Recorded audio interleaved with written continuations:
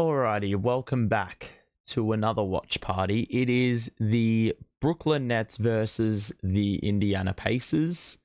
We're at game number 71 of the NBA season. The season's winding down, and we have got a bunch of games that do hold a fair bit of significance when it comes to the draft position. As we close in on the end of the season, and those standings or those draft positions will of course lock into place. The last game we played was also against the Indiana Pacers. We didn't cover it, but it was our fourth overtime game of the season, and for quite a bit of time there, I thought that the Nets were going to end up on top.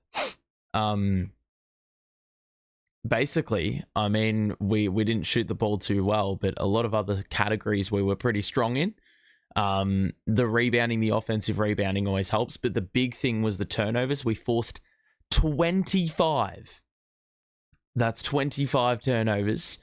We did have 16 of our own, but we had Nemhard have 6, Siakam had 4. I mean, every single starter was had at least doubled up on a turnover. So that was pretty significant, but their starting group was far better than ours. Our bench was the main difference maker for us, but Trendon Watford got ejected, and that sort of changed the flow of the game. He had 15 points in that last match, and had 5 rebounds as well, but he was huge for us, alongside Max Lewis, who had another good game, 8 points.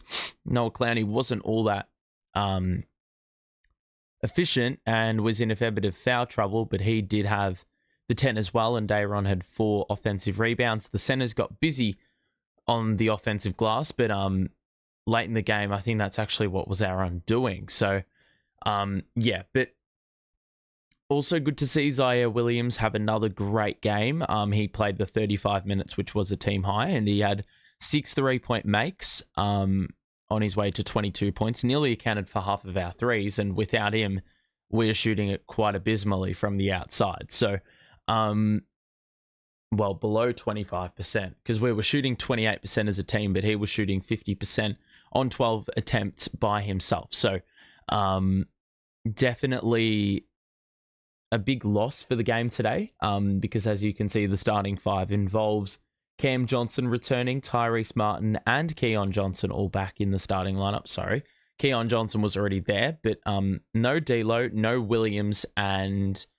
I believe that those are the absences. No D'Lo, no Zaire, and Cam Johnson straight back into the team. So that is who is available. Of course, Cam Thomas out for the rest of the season. And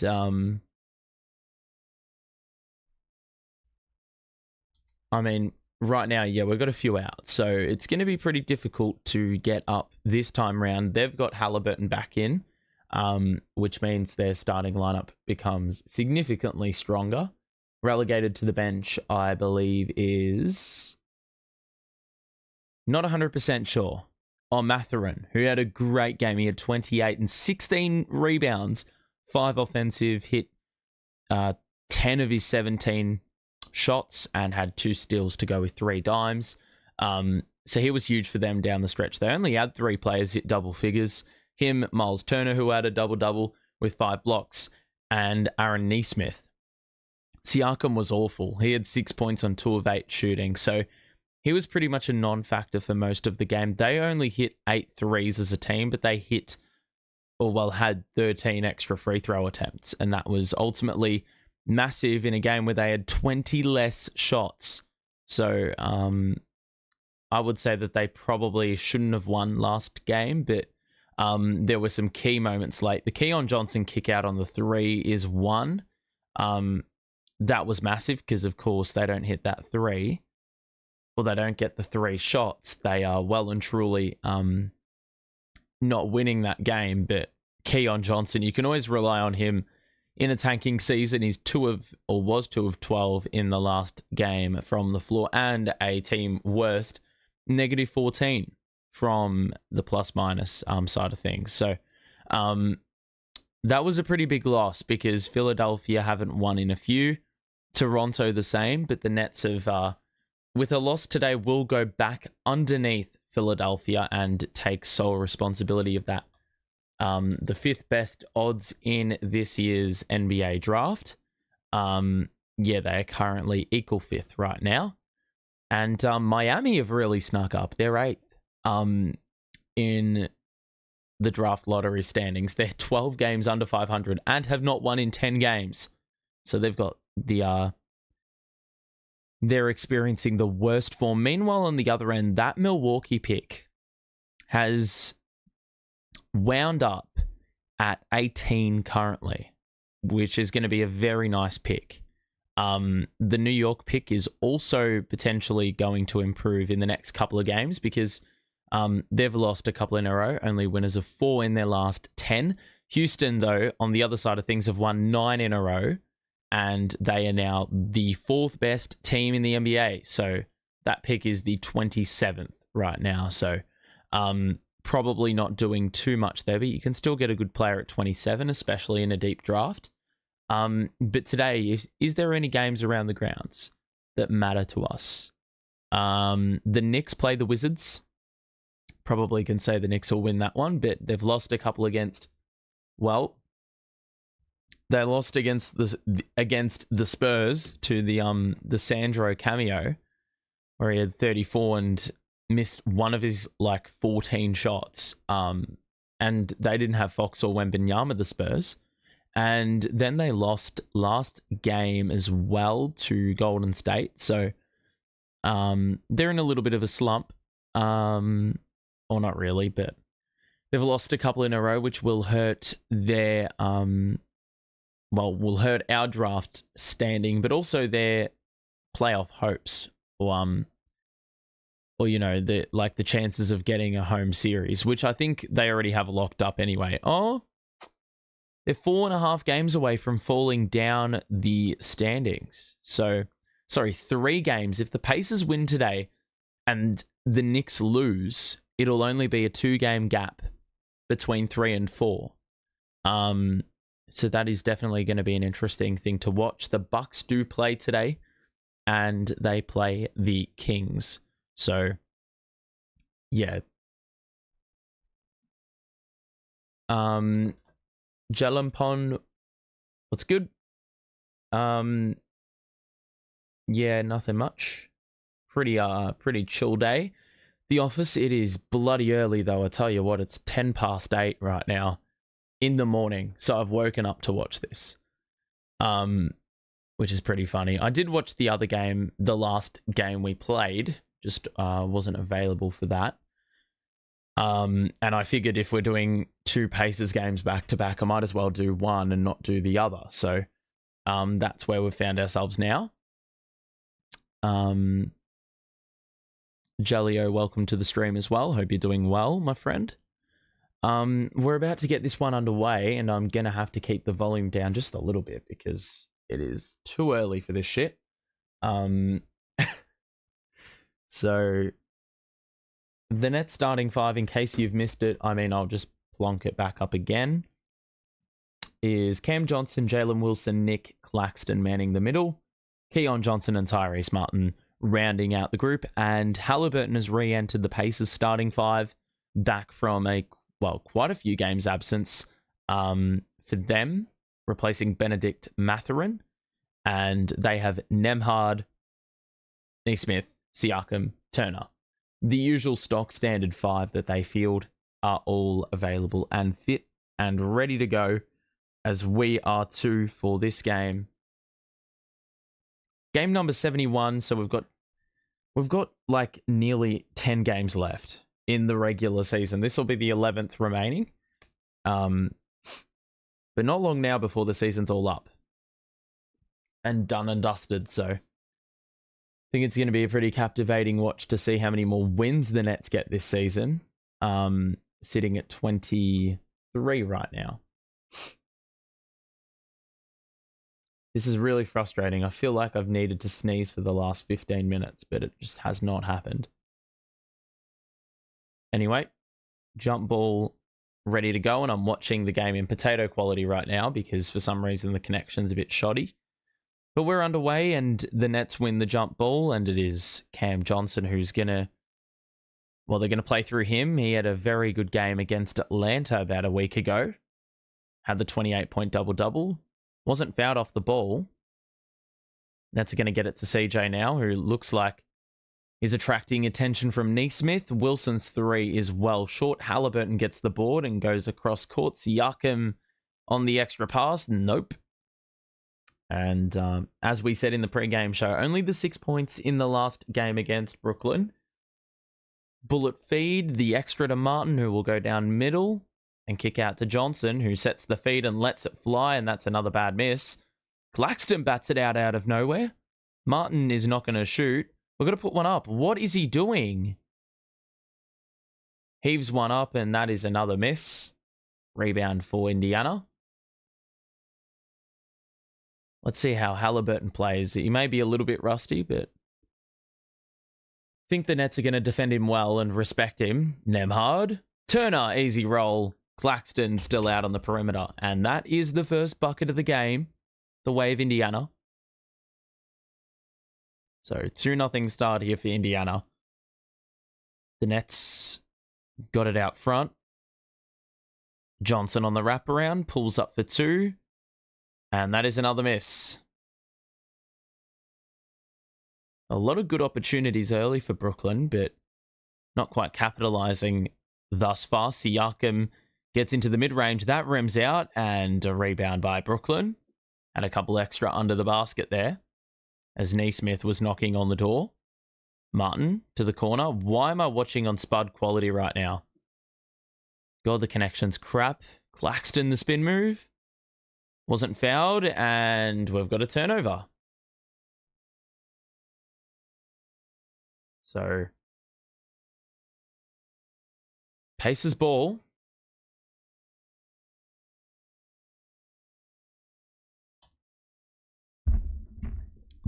So, a couple minutes in, the Nets are still yet to score.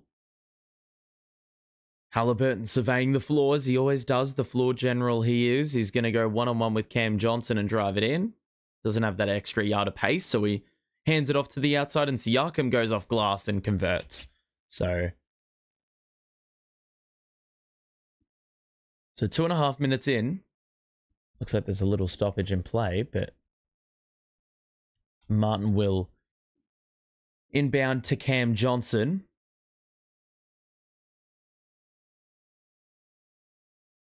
Johnson on the outside. There's an illegal screen. I don't understand what the problem is with that screen. Cam Johnson just banked in a three after the whistle.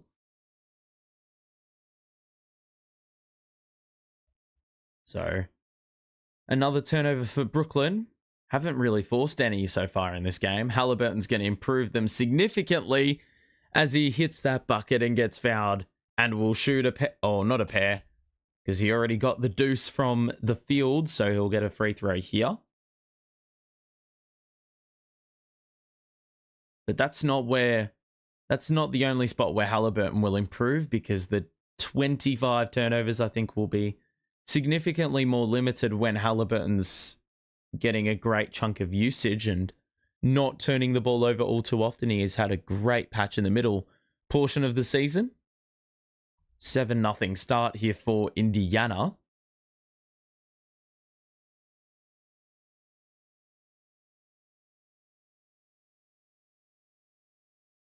So Cam Johnson, scoop off Claxton on the third bite of the cherry. He got it to go, and that's our first bucket. It's taken 3 minutes and a couple of misses on that possession, but the Nets are finally on the board. Siakam is blitzed. Nesmith will hop into one from the perimeter, and Claxton will get the board after that. Shot is off. Claxton fakes the pass off on the outside. There's a foul out front, and it's on Halliburton.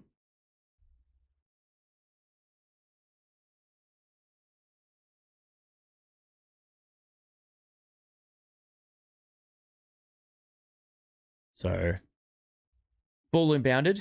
Martin's got a little bit of room to fire away, and he hits the three from way back. So 7-5, the Nets respond with a quick 5 points. After giving away the first 7 of the game, Turner's three is long. A rebound by Cam Johnson. Across to Keon Johnson, who's got Nemhard guarding him today. Gets it back from CJ. Screen set. Beautiful skip pass. Finds Martin. He drives it in. The extra pass to Wilson. He fumbled the pass, but Martin relocated. One more. Wilson's going to heave one up from way back and hit it as the clock expires. He's got his first three of the game. And after the Nets did not score for like 3 minutes, they've scored 8 in 1. So that was a little bit of a messy possession, but Wilson hitting a big three there. Neesmith the extra to Halliburton, the no-look to Turner where it all started, and that one is also capitalized on. So first 7 went to Indiana. The Nets respond with the next 8, and that 3 ends the run. Here's Martin. Johnson, a response. Yup. So the Nets only shot 28% from deep. They hit 14 of their 50 3-pointers. It started a lot better here today. Halliburton picks up his dribble. That is the dumbest foul of all time because he's just pushed Halliburton in the back. And it is going to be 2 free throws. Very lucky we didn't actually give away another and one. It's a pretty hefty lapse by Tyrese Martin. And another Tyrese will be shooting a pair of free throws. He's already been here before in this game.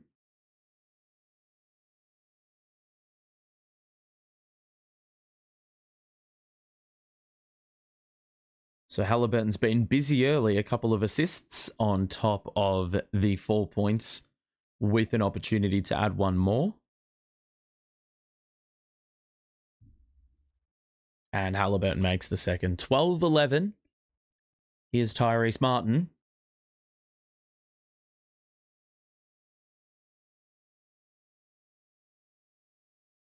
Johnson across to Martin. Bounces it to Claxton at the elbow. Crossover. Oh, beautiful move. He got blocked right at the summit.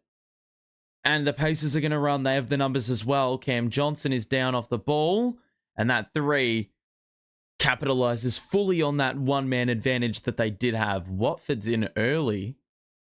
No D'Angelo Russell, so it looks like they're trying to bring a facilitator on a little bit earlier. So the Pacers now on an 8-3 run. Neesmith got decked. Johnson, driving kick. Watford thought about the 3. Good body work by Neesmith. Wilson's going to have to heave another one late up in the clock. And he's hit another 3. That's number 2 in the exact same fashion. And we're going to get a timeout at the 6:15 mark. 15-14 the score. Jalen Wilson did not score the other day, but he has already gotten the 6 points. 2 3-pointers really helping us out in that respect. So let's get the box score up and show what's going on so far. Claxton has been very, very busy on the glass. 5 rebounds already, 2 points and an assist. But Jalen Wilson leading the way with the 6 points. The Nets have already converted 4 3-pointers. Now, the problem is they have conceded a couple and also sent the Pacers to the free throw line a fair chunk. The Nets also 1 of 7 inside the arc, which is quite staggering if you think about it. Quite a few offensive rebounds which aren't resulting in buckets. So I guess that's part of the contribution there. But the Nets are remaining in touch on the back of that 3-point shooting. The turnover game's been pretty low. Pacers yet to turn it over after having 25 of those the other day.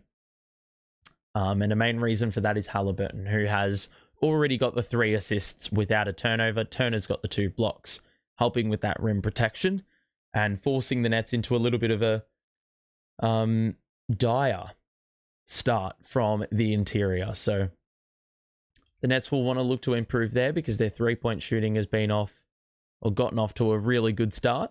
If you are enjoying the stream so far, make sure to drop a like and subscribe if you're new. We'll be back for Nets Mavericks in a couple of days' time, so make sure to get down and say hello.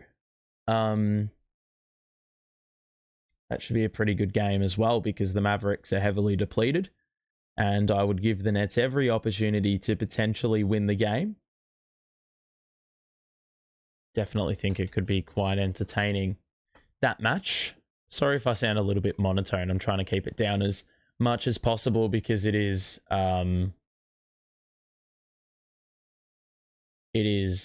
like 8:20 in the morning.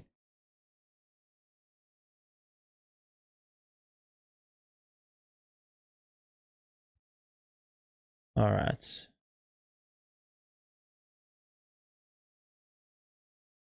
So 15-14.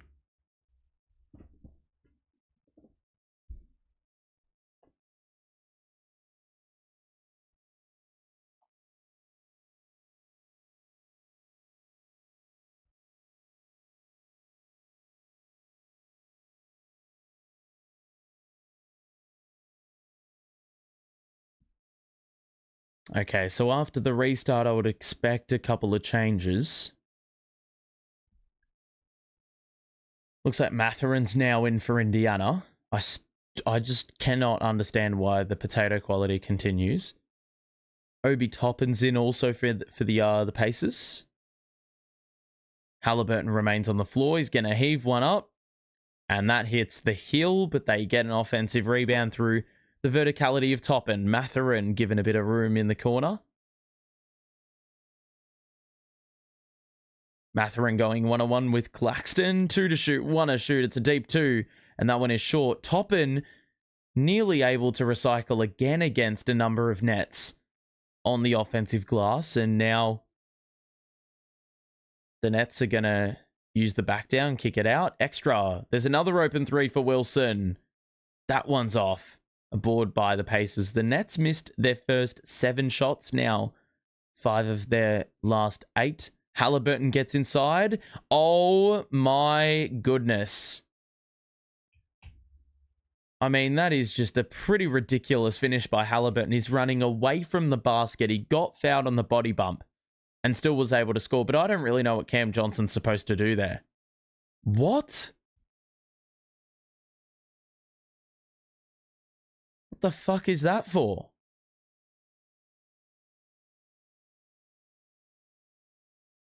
Ridiculous.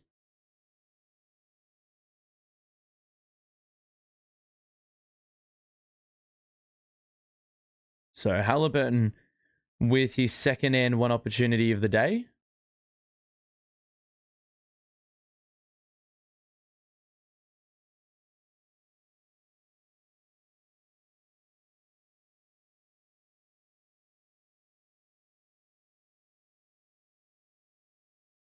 So Halliburton almost perfect from the field so far. Perfect from the free throw line. He's been very, very busy in the scoring department. Day'Ron Sharpe is into the game for the first time. So is Max Lewis. He's getting a bit of run in the last 5 or 10 games. Cam Johnson to the corner for Wilson. 5 to shoot. He's got Halliburton on him. He's going to need to take him on. Gets inside. Off glass. Isn't able to get the angle. The board by Toppin. The Pacers will push, but the Nets have the numbers back. Halliburton pulls up in the mid-range, and that one is also in. So the Pacers out to now a 6-point lead. Hasn't been as large since they scored the first 7 of the game. Little over 4 minutes left in this first quarter. Watford surveying. Cam Johnson hasn't had a shot yet, I think. Or maybe the one. I don't think he's made a shot. Kick out to Watford. Oh my God. He's going to need to heave one up with 2 to shoot. 1 to shoot. It's off. And it doesn't even hit the rim. And that is going to be another shot clock violation. So Nets have been walking a fine line with those. They've had a couple late clock hits from the outside, but not on that occasion.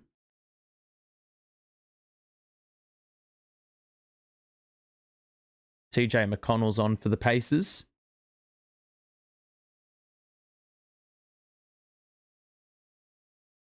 Keon Johnson's back out there. Ben Shepherd's getting ready to check in for Indy. Noah Clowney has also come into the game. Johnson back on the floor. Here's McConnell driving on Clowney. He's going to roll it back out to the outside. Now 5 to shoot. He's going to go at Keon Johnson this time. The beautiful spin move. Little spin cycle, and he was able to score the little scooper. So the Pacers have scored in bunches in the last couple of minutes. Siakam is fouled. Fouls Watford. And Trenton Watford will be looking for his first points of the evening.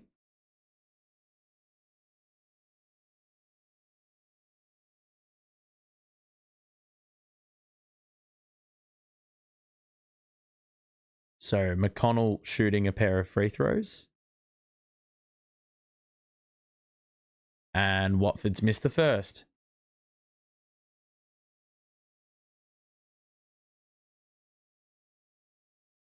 Wow, I've just seen that Anthony Davis could return in the upcoming 4-game road trip. So maybe he is going to be back for the next game we play against them. Oh my God, Watford misses both. He did miss a couple the other day. Toppin the trailer, Nets don't pick him up, and Toppin's 3 is off. Board by Watford. Snatched away from the credit of Dayron Sharp. Keon Johnson's going to drive down middle on Shepherd, and there is, well, it's not going to be a foul. It's actually going to be a timeout called by Geordie. So ever since we checked the box score, I think it's just gone completely downhill. Claxton now has 6 rebounds in the game. He's on track for a monumental stat line in that respect, but the Nets have not made their last 3 shots and also not their last 3 free throws.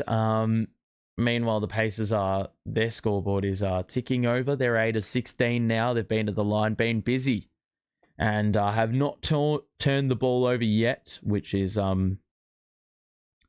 definitely a vast improvement on the other day, and it's going to help them equalize that shot disparity out a little bit more, because as we said, they had 20 less shots compared to Brooklyn the other day. So I think the lack of turnovers is really going to help them out.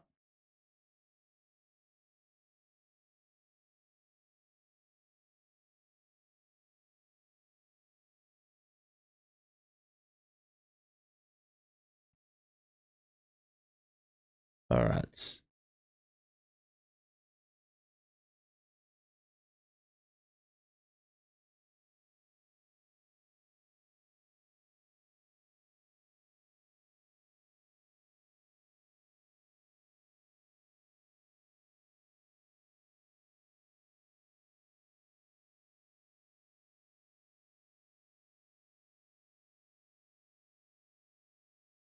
Okay.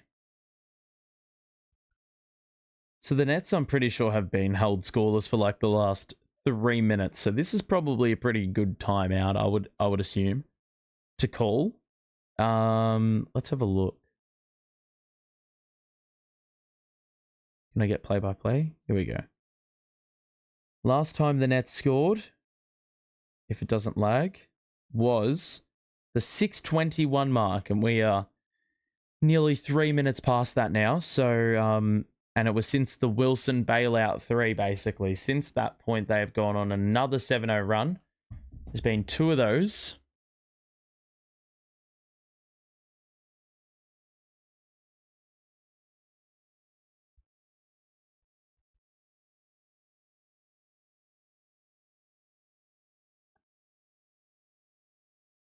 All right.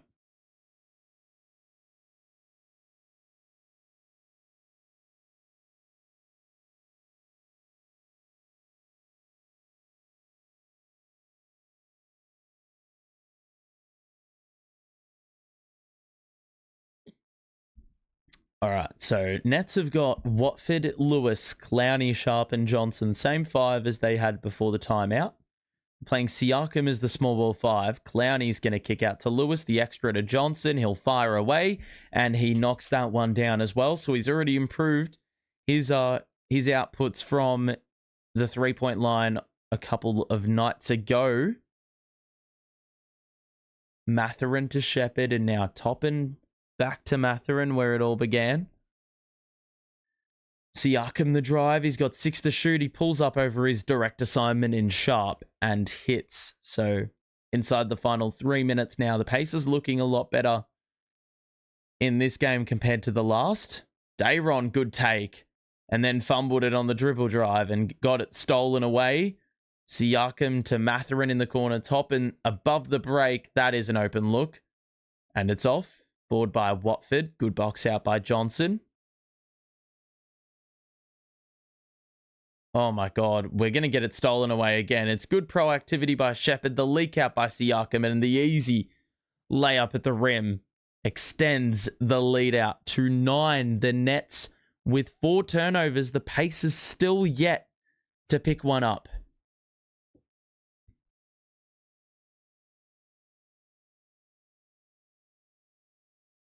Johnson gets sat down by McConnell. I don't know why my eye is playing up. That's really annoying me. It's that one. Damn left eye. So what happens when I do a stream at 8:30 in the morning? I absolutely lose my mind. Sharp. Hand off to Watford. Head down. Layup. Got it. And he's always going to create mismatches. So you'd be all the wiser to actually attack that. McConnell shifts his way to that very, very good area that he thrives in, which is about the 10 to 15 foot range. 28-19 the score. Watford. Open man is Clowney. Good relocation. That 3 doesn't have enough on it. Rebound by the Pacers. They can extend it out to a double-digit lead late in this first quarter and get it out to a game-high margin. McConnell. The minute to play. Siakam now.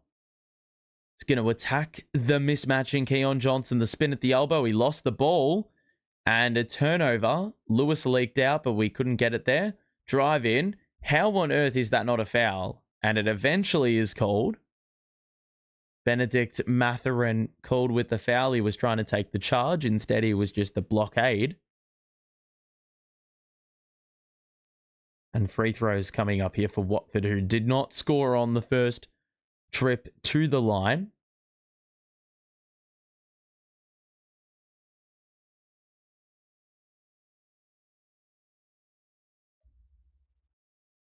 First one's good.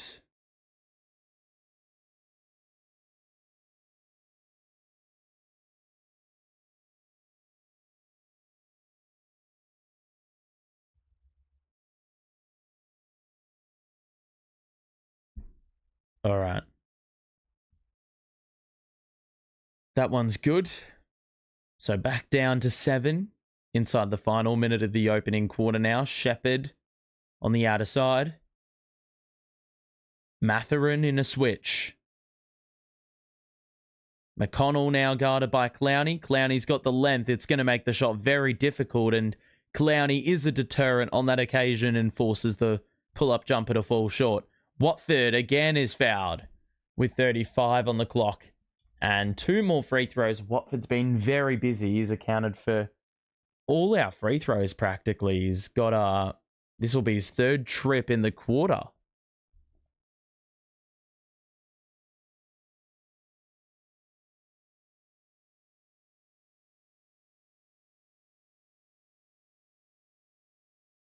So to cut it back down to 5, when it looked like the Pacers were going to get this one up to double figures, Nets have found a good, source of resilience early in this game. Multiple leads they have trimmed down. Thomas Bryant into the contest for the final 35 seconds of this opening quarter. Not really sure what for. Watford makes both, so he's got 4 makes in a row after those 2 early misses. Lewis with the knockaway. Oh, very, very close to forcing a turnover in the backcourt there.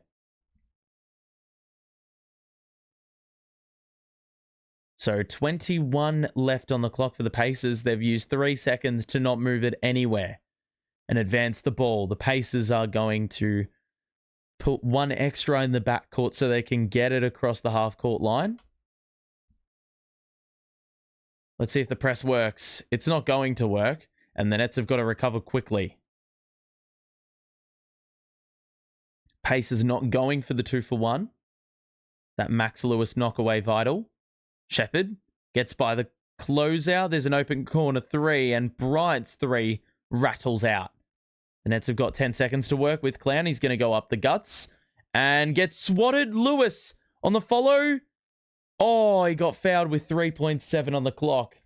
Nearly was able to bank it in running away from the hoop. And the Nets are going to have one more opportunity at the line to get this deficit down a little. Mathurin. Jesus Christ, the hops appeared out of nowhere to get that rejection.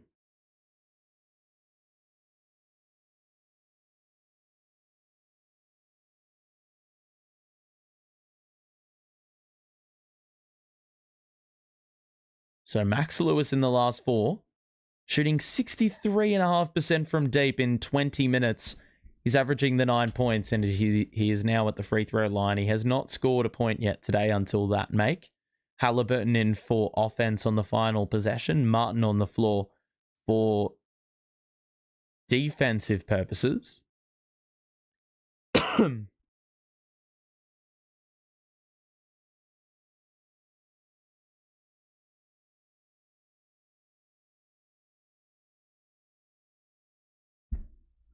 Lewis makes both.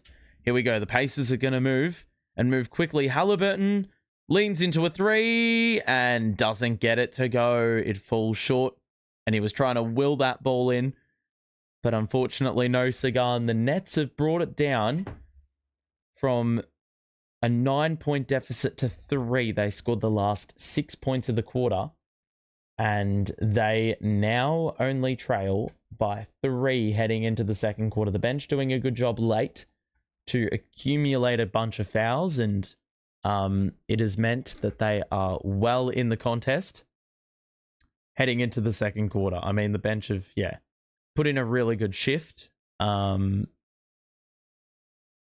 Lewis with a couple free throws. Watford's been busy at the line. Keon Johnson with 6 as well. So Watford, Johnson, and Wilson all with 6. And in a game where there is no D'Angelo Russell, no Cam Thomas, no Zaire Williams, D'Lo and Zaire were our 2 top scorers in the last game. So we're going to need to find contributors elsewhere, and we've done a pretty good job of that so far in this game. The Nets are shooting abysmally from inside the arc, though. But in the last couple of possessions, done a very good job to get to the free throw line and ensure that those misses aren't piling up and we're actually getting a bit of bang for our buck. Meanwhile, on the other end, Halliburton's been supreme, making all his free throws. Also, every shot from inside the arc, the 3 ball yet to fall yet. But he's done a great job of facilitating the offense so far. Turner's got the 5, Siakam the 6, already matching his points total from the other day against the Nets. And overall, I think the Pacers will be pretty happy with where they're at, but their bench has been a little bit of a liability. Hasn't provided too much for them so far. The Pacers will be happy, though. Not really any turnovers of note to discuss, except the one, which I think could also be classified as a block. So overall, the Nets are doing a pretty good job at the end of the quarter with those free throws. It's sort of leveled things out, and the Pacers missing the 3 ball has really helped Brooklyn as well in a game where the 3 ball is basically the only offense they've really generated. Already 15 of their 25 points. You dumb that down and it's about 60% of our points. So it needs to be a point of advantage for us, or we need to find a way to capitalize on it. And we've done that so far. Second quarter underway. Halliburton back off. So they're also running a fully exclusive bench unit. The Nets with a bit of a hybrid lineup. That's a beautiful bit of work by the Nets on the inside, but a 3-point opportunity has been generated as the clock expired. That's very, very lucky.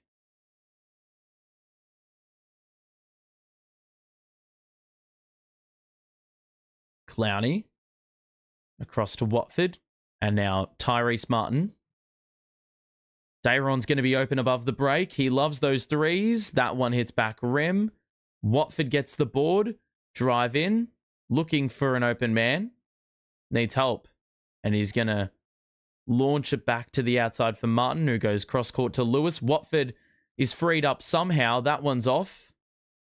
And falling out of bounds. Shepherd has wound up out of bounds.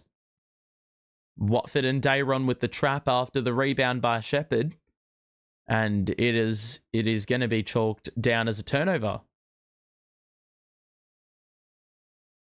Yeah, that is no foul there as well. Sometimes you can tend to give those away on a little push, but the Nets were very disciplined there. Beautiful kick out by Martin into Clowney. Open three. Splash.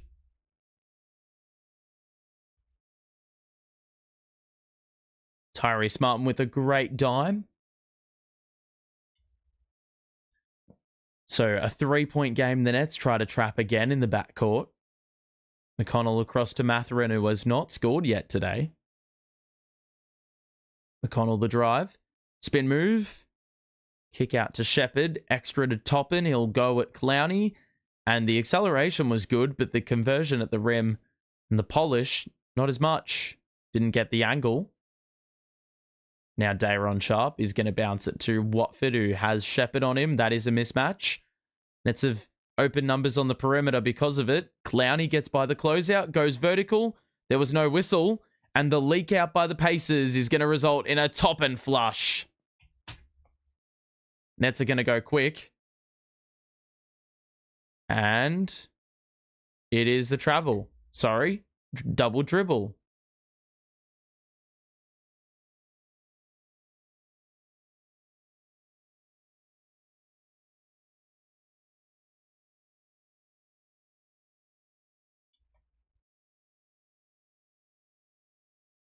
So McConnell. Out to Mathurin. Back to McConnell. It's got the mismatch. Dayron does well, though. Bryant. 2 to shoot. 1 to shoot. Oh, they're going to run out of time. And Watford with the knockaway as the clock expired. And that will be a Pacers turnover. Second quarter, it's gotten a little bit... It's tensed up a little bit. The game. A few more stoppages. Proving to kill a bit of game flow.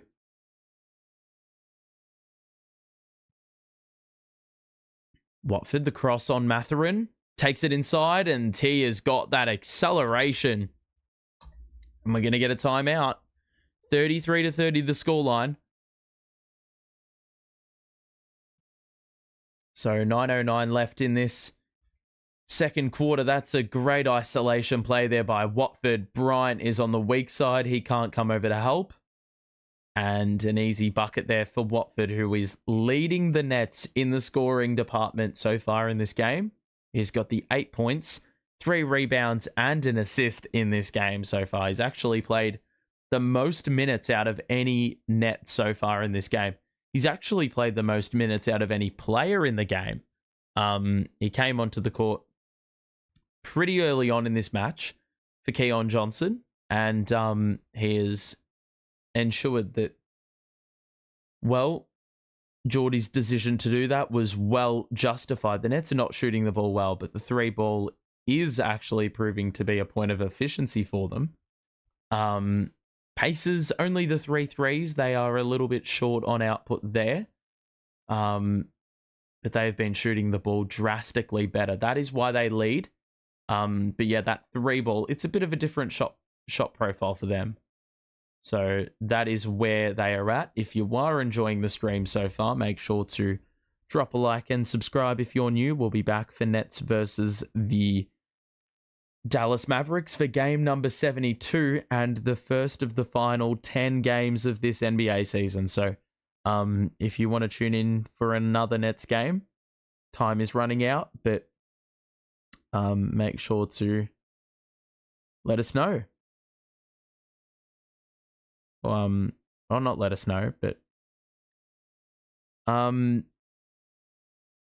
say hello. It's what happens when I'm not paying attention. Just looking at Sports Center posts. I'm not a March Madness guy, but I have just seen St. John's have lost the 2 seed to Arkansas.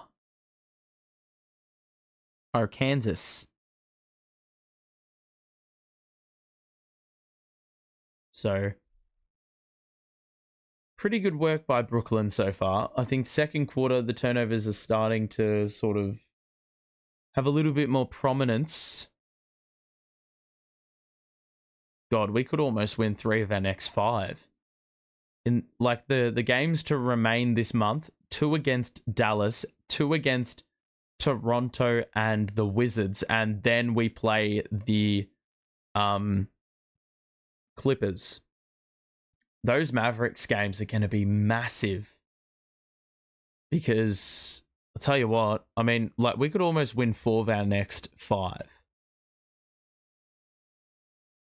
So 3-point game early in this second quarter.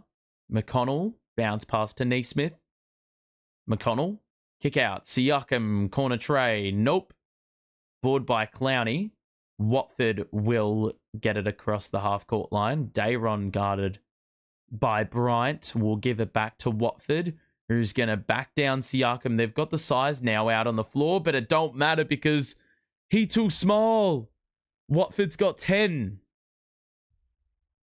He is playing a very good brand of basketball. It seems like he loves playing the Pacers now all of a sudden. Siakam misses the 2. Bryant was fouled on the putback attempt.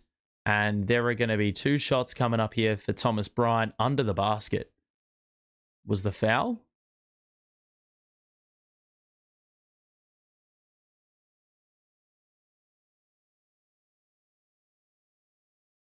Man, the Nets bench, 2 games in a row, have played very, very well in their minutes. Like, proving to be a net positive.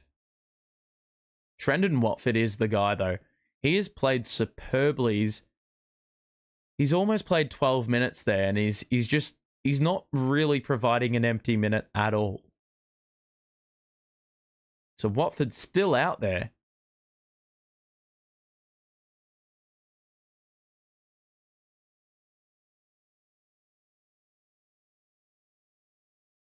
So Bryant converts.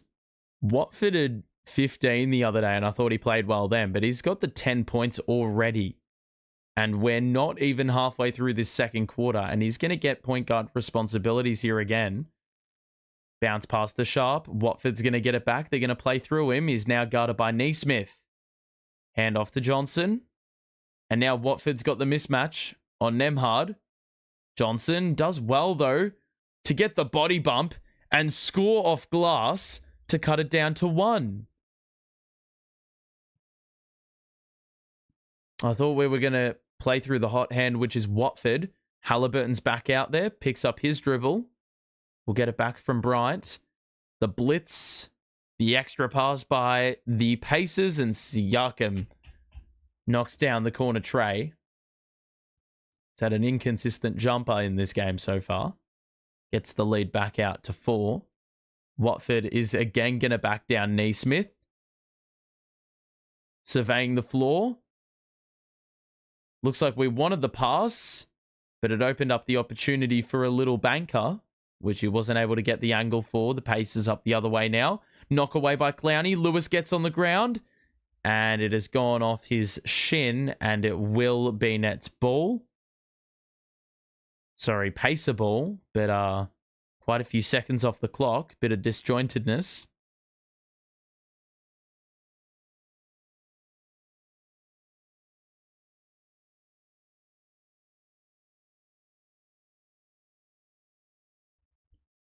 So 38-34 the score.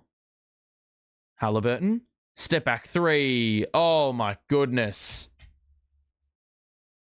That is a disgusting make. He just plucks those 3-point conversions out of nowhere.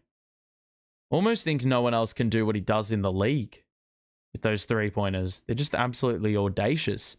Lewis, going to step back for 2 on the baseline. Doesn't get it to go. Halliburton the rebound. Siakam's going to attack the paint and kick out a Halliburton. The no-look to Nembhard.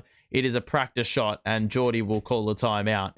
With 6:40 to play, the Nets have gone from being down 1 to being down 10 after a couple of substitutions have completely changed the flow of this game. So that 9-0 run has, well, yeah, completely transformed the quarter for the Pacers, because they were probably going... They were probably sleepwalking their way through this quarter a little bit, but Halliburton's been excellent for them.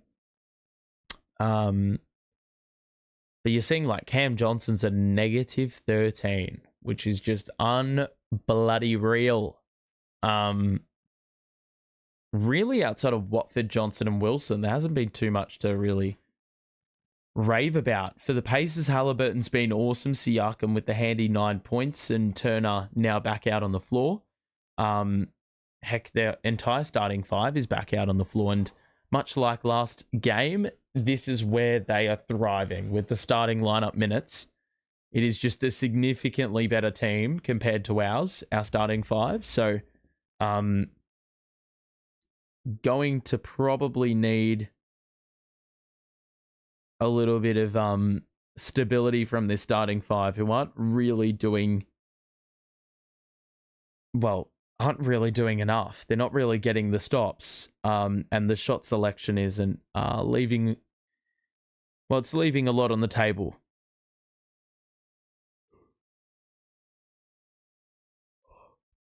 Gee, I had to yawn. You don't see me too much yawning watching Nets games, but such is the life of watching a Nets game before 9 o'clock in the morning. So,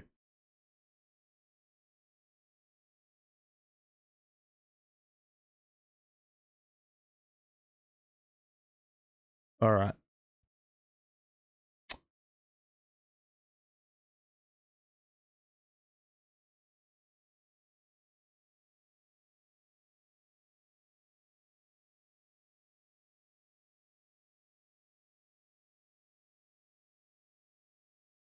So, 44-34 the score.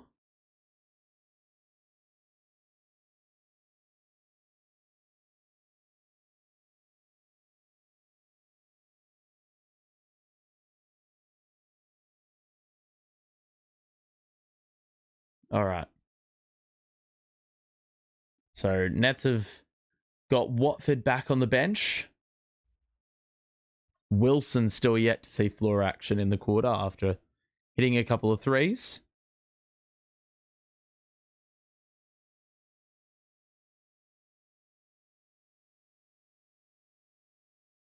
Man, the Pacers are 4 of 5 from deep in the quarter, I've just heard.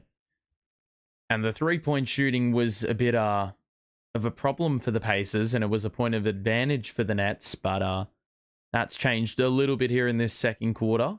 Pacers have evened things up from the perimeter. Don't think the Nets have had a free throw either. It's probably why they only have the 9 points in 6 minutes. Johnson, extra, Clowney, 3, nope. Well short. A rebound by Siakam. And a back down Johnson. Double arrives, and it's good help. Neesmith on the weak side, going to Euro and kick out to Nembhard, who fumbled the pass to the corner. Neesmith fumbled the pass in the middle, and the Nets can now run a 3-on-2 break. Lewis, that's a wild layup. It's off, and Clowney is there as the trailer to follow up and score for 2. Halliburton looking to go early. Turner will let it fly. Yes, sir. Only 1 miss from 6 in the quarter now, from deep. Wilson and Martin getting ready to return. Johnson, the acceleration. Good knock away by Siakam. He's probably going to get on the end of it here, and he does. Johnson, the first to get back, so he holds the paces up a little bit. Halliburton, the pirouette, isn't able to get to the cup and score the scoop. Keon Johnson, the Euro, he got decked by Nemhard. And on the drive gets fouled. So 5:05 to play here in this second quarter.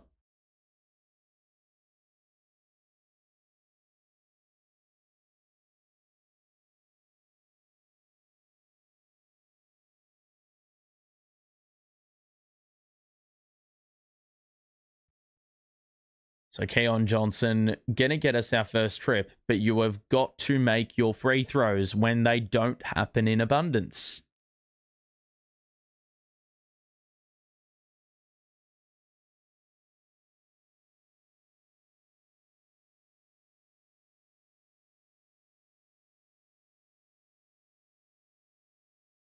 Oh my god, are you fucking serious? That's the second trip in the night where we have gone 0 of 2 and Claxton hasn't even gotten to the line yet.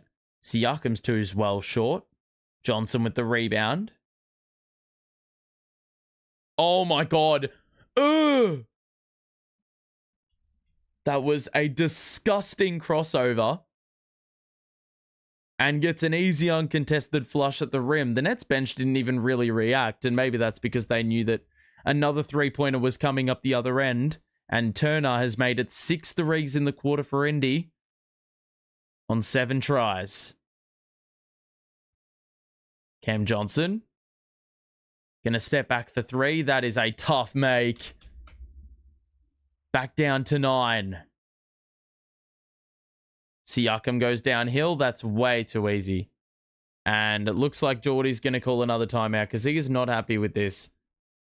The Pacers have gotten very, very busy since their starting lineup came back into the ball game.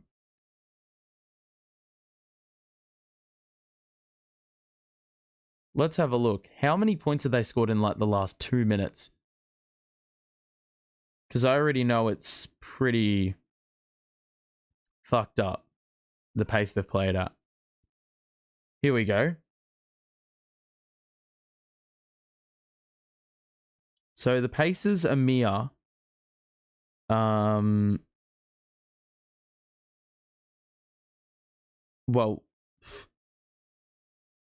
I mean, let's have a look. So about 2 minutes ago, they were on 41. Sorry, 38. 3 minutes ago, they were on 38, and they've got 14 in 3 minutes. Nets have got to get a few stops here defensively because that perimeter defense is letting them down. They're sort of playing into the strength of Indiana, who, now are flexing their muscles a little bit after a pretty slow start from the outside.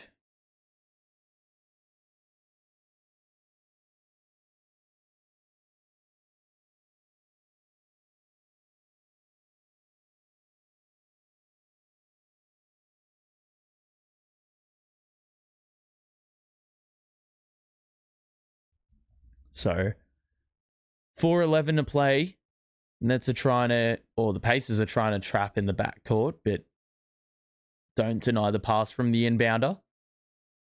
Nets looking to cut this back to single figures. Johnson wanted the backdoor cut, but well protected by Nemhard.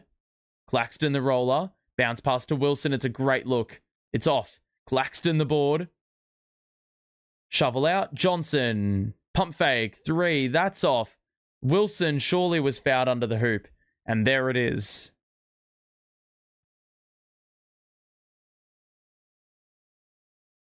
So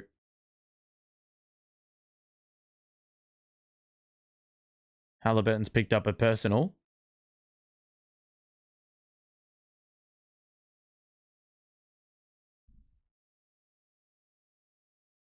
Ball inbounded. Johnson has a bit of room here. Wilson relocates. Open 3. Nope. Martin the board. Another look. It's Wilson again who keeps on heaving him up and keeps on missing. Oh my god. He had 4 attempts on 1 possession. Johnson gets a hand in there and oh my god. Wilson, man, he is just glass half empty every single time. Like, we just had a steal right there, and he's gotten in the way of Keon Johnson reeling it in. We couldn't even get two hands on the basketball because Wilson interfered. Siakam off one leg. Doesn't get the whistle in the mid-range. Nets force another miss. And we'll get another go at it. Johnson's going to shoot a three. Why are we still shooting threes, man? Oh my God. Halliburton, they've got the numbers. Mathurin takes an extra dribble. Had the defender in the air. Scores the layup. It's out to 13. I mean, we've had like 6 opportunities to trim this deficit and have not scored because we've settled for that three-pointer, which we've seemed to love in this game so far.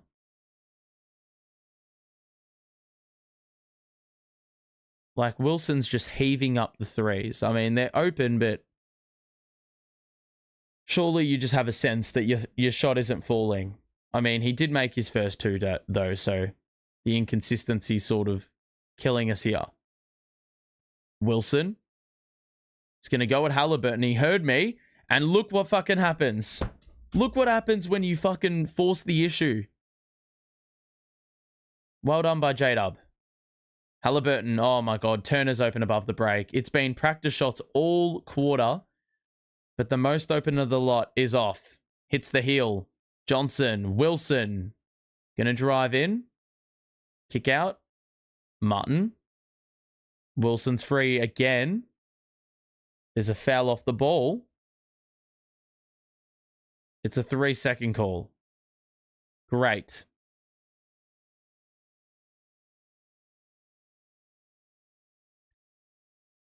So, 2:14 to play. Halliburton, bounce pass. Bro, are we going to, like, respect Turner at all? Another wide open missed 3, though, for Turner. Great take by Johnson. Gets inside. Good kick out to Cam Johnson. In the corner. Crossover. Halliburton's playing great defense here. 6 to shoot. Going one-on-one. He puts a 3 up and he hits it. Nylon. Oh my God. That is a ridiculous make for 3. And then Halliburton gets trapped. It was great defense by Halliburton. But he silenced the crowd there. Nets late on the rotation. Halliburton's got an open look. That one's off as well. Johnson with the save. I thought he'd done so just in the nick of time, but he apparently got brought down by gravity too quickly.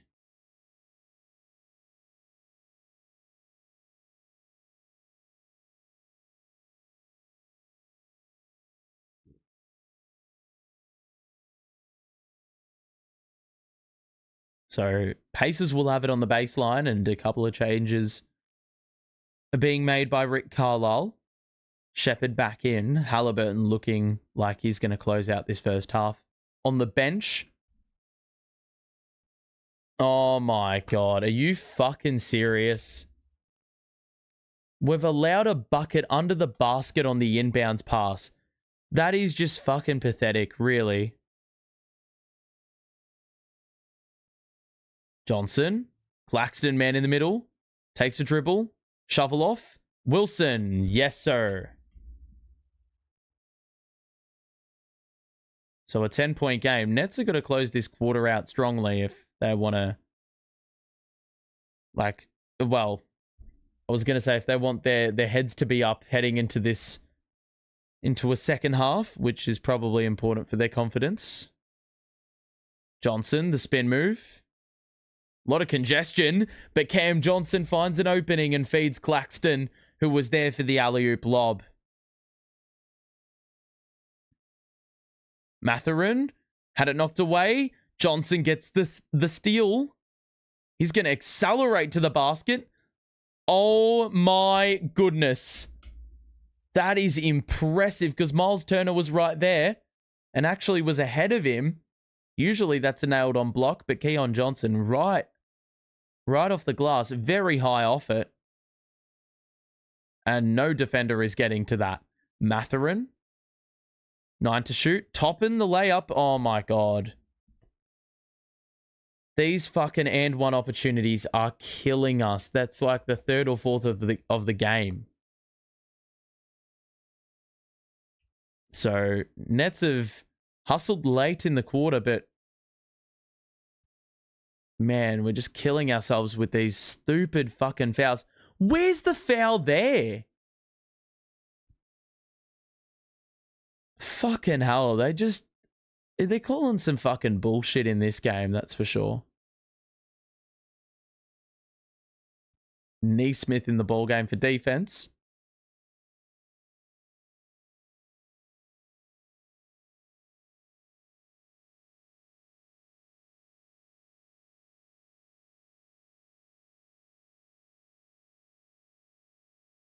And one opportunity converted there by Toppin. It's up to 9. The Nets have it for the final possession. 5 to shoot. And they're going to give away the foul to give and allow the Nets to bring on offensive firepower in the form of Noah Clowney. Claxton will sit. Man, we haven't seen much of Dayron Sharp today.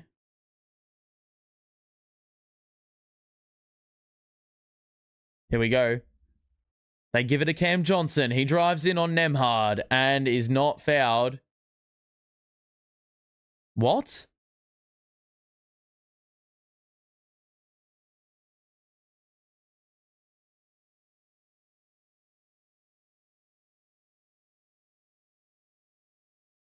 Noah Clowney and Cam Johnson are having a little chat at the main break or with the official, because they feel like they've been hard done by.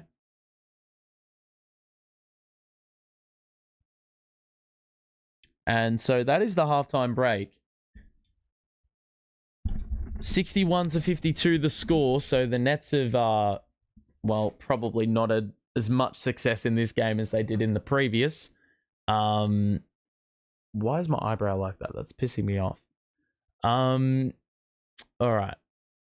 Let me just update the stat lines. The Nets have 27 points to show for that quarter, but give away the 33, which wasn't nearly as good as what they produced at the back end of the first quarter. Nic Claxton has been very, very quiet. Only the 4 points, 7 rebounds, 2 assists, no blocks of note. But we've got 3 players in double figures in the form of Keon Johnson, Jalen Wilson, and Trendon Watford. Cam Johnson got a little bit busier at the end of the quarter. He's up to the 8 now. But the 3-point shooting has taken a little bit of a hit. Meanwhile, for the Pacers, they have gotten 11 out of Turner, 11 out of Siakam, 13 out of Halliburton. The guys you'd expect to perform have been performing, especially in that second quarter. You look at the 3-point shooting, the Nets aren't shooting it all that badly from 3, but in that quarter it took a bit more of a negative downward trajectory. Only the 3 makes, and the Pacers evened things up after they were 2 of 10 or so at quarter time. They hit like above 50% of their threes in that quarter. And the Nets only had 2 free throws, which they did not convert. So not nearly as busy from the line. It's been a much lower turnover game. Of course, there were 41 turnovers between the two teams in the previous in the previous game. Only 11 to show for it so far in 2 quarters. And then the shooting splits well. I mean, Nets have not scored as many buckets, the 4 less makes. And as I said, that free throw percentage, the 3s have evened up, which was a point of advantage for the Nets at quarter time. No longer possessive of that. So, sorry for making noise there. That's if the mic picked it up. But yeah, I mean, rebounding, we've been pretty good. +6. We're killing him on the offensive glass, which always helps. But yeah, we really just need to see a bit more free throw shooting. I'm loving Keon Johnson's attack on the rim. But man, Jalen Wilson attempting 7 threes in the half is just not moving me. He made his first 2 as well. So I reckon 3 or 4 of his threes in the second came off one possession. And the fact he didn't convert on any of those, probably not good enough. But yet we remain within 9, so it is definitely we're definitely within touch. They need Cooper Flag badly. I mean, doesn't every team need Cooper Flag? I mean, you know, I think OKC wouldn't mind Cooper Flag as well, and they've, they're the best team in the league, so I don't think they're too they'd be too distraught with Cooper Flag on their roster. That voice crack was disgusting. But I mean, they could have a top 10 pick if the pick conveys at 7, I think 7 to 10, because the Philly pick that's gone to OKC is protected for picks 1 to 6, and it's sitting at 5. So that could move out of the Philly range and move into the OKC range, and then they've got another top 10 player on their team, which is ridiculous. Let's have a quick look at the team stats for this game so far. And the Pacers are shooting 50, 40, 100 right now. The Nets are shooting 40, 35, 60. So not bad 3-point shooting, but field goal percentage is letting us down. Let me actually have a look at the I just want to have a look at the second chance points, because we've got 9 offensive rebounds to 4. I wouldn't be one bit surprised if we've got like no second chance points. Here we go. 6 to 5. So we've scored on probably, maximum 3 of our 9 offensive rebounds, which I don't feel like is a good conversion when you compare it to Indy, who have got 4 offensive rebounds and have got the 5 second chance points. So they're scoring on practically half of their offensive rebounding opportunities. So when you look at it from a standpoint of like efficiency and actually capitalizing on those extra looks you're getting, Nets probably aren't doing a great job. Points off turnovers, we've actually got more of them, even though we've had 3 more turnovers than Indy. 11 points off turnovers from 4 Indiana turnovers. That is very, very good. That's almost scoring off every single turnover they've had, if it isn't that. But I think for the Nets, assist numbers need to improve, and I honestly think it's not from a perspective of us needing to pass the ball more, because I think we are. It's just us actually capitalizing on those good passes, because there's been a lot of good passes. But unfortunately, there's been quite a few open looks blown, and the Pacers have 17 assists to our 9, which is sort of crazy. Points in the paint, pretty even, but the Pacers are up in that department. Don't think that's surprising. And the fast break points, 14 to 4. Way of the Indiana Pacers. So we've got to really slow them down. They're playing with a fair bit of pace, playing early in the clock. And the Nets defense isn't really having an opportunity to get set. So that helps. That helps the opposition, of course. Doesn't help us at all. Interesting stat here. Now, I did not know this was a thing. In the 3 games we've played against Indiana, every single net score has been 99. Now, I don't know if this has ever happened in the NBA before, but if the Nets were to hit 99 points again, would that have ever happened in the history of the NBA? Where you score the same amount of points in every game in the season series. I don't think I've ever seen that before in my life.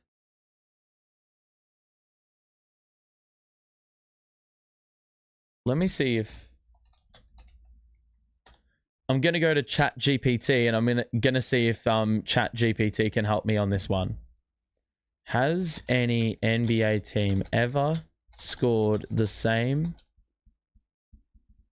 amount of points for every game in the season series? In a season series. Here we go.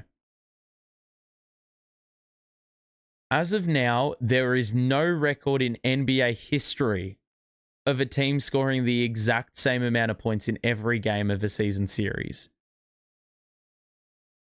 That is absolutely mental. If the Brooklyn Nets score 99 points against Indiana today, will they be the first to score the same amount of points in each game of a season series? Let's see if they've got the knowledge.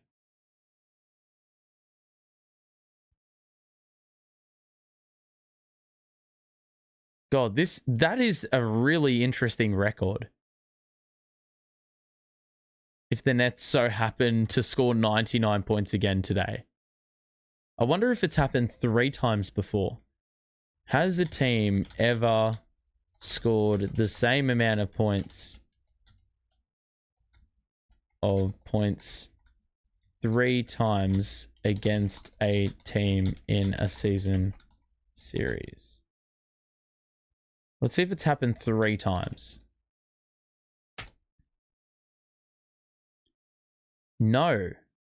So the Nets have already broken a record. Because they've scored 99 in a win. And they've scored 99 in 2 losses. 1 in regulation and 1 in overtime. So they are like contributing to history right now. I sort of want us to score 99 points again. And it's probably going to result in an L, but I reckon I'm going to be advocating for the record more than the win.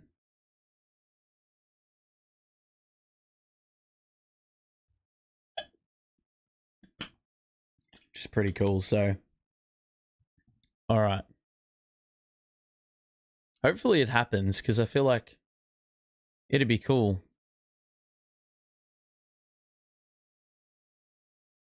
It'd be cool to have a record like that floating under the organization.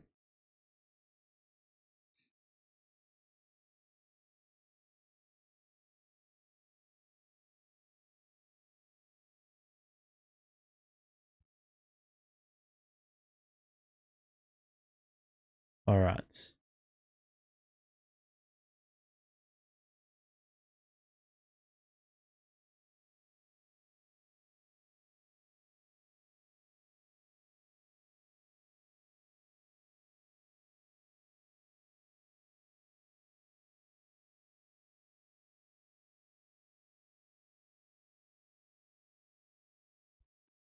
It's so, like, boring because there's no other games on as well. So I can't really, like...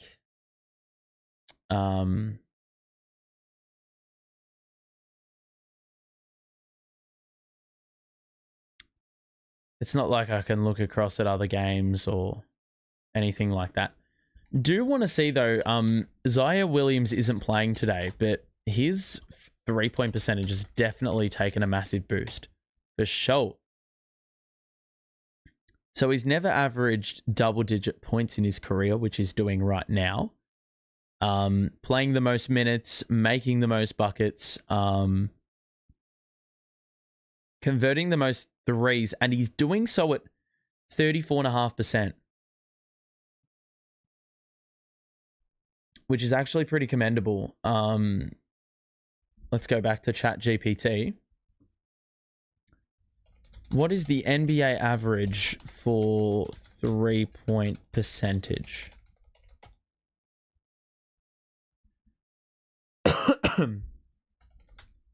Is the NBA average point percentage as a player. Not as a team, as a player. Here we go. Approximately 34 to 35%. So he's basically league average, which is pretty impressive for a guy who was not really exceeded, 31% for his entire career. So he's been a below average 3-point shooter for much of his career, and he hit a career high 6 threes last game, and not on a low volume either, but on a very efficient volume.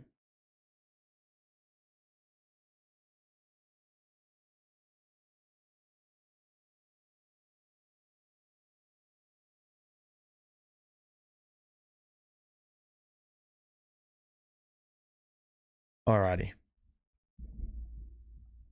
So, second half about to get underway.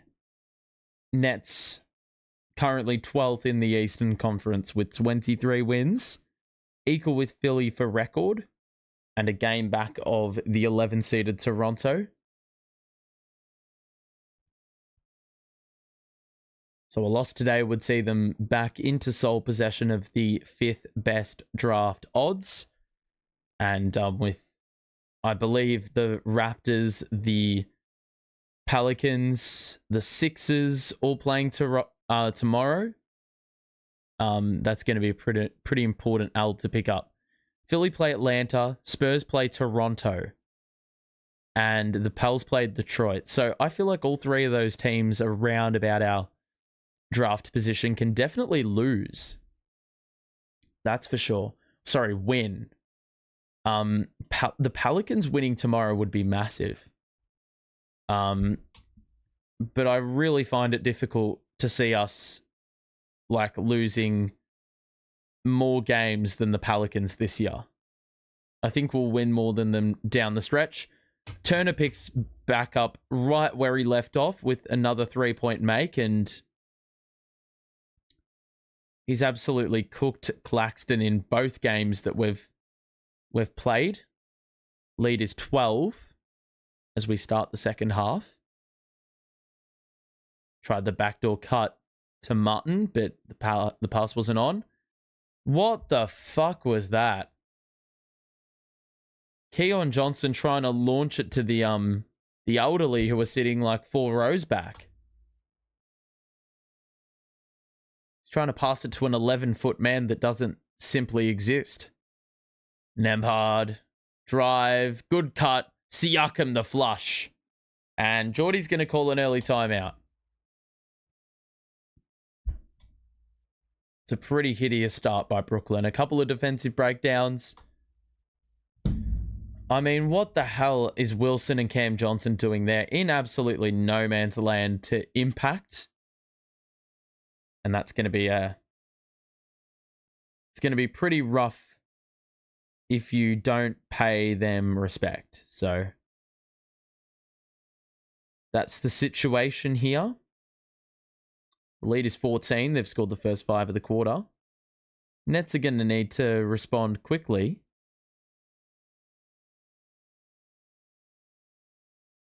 All right.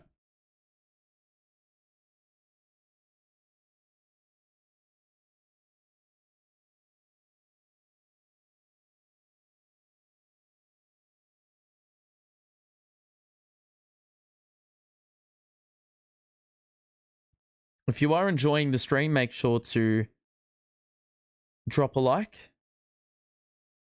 Subscribe if you're new.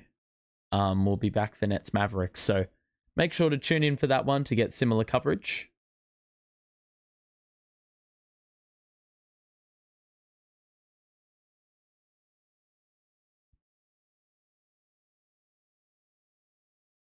Alrighty.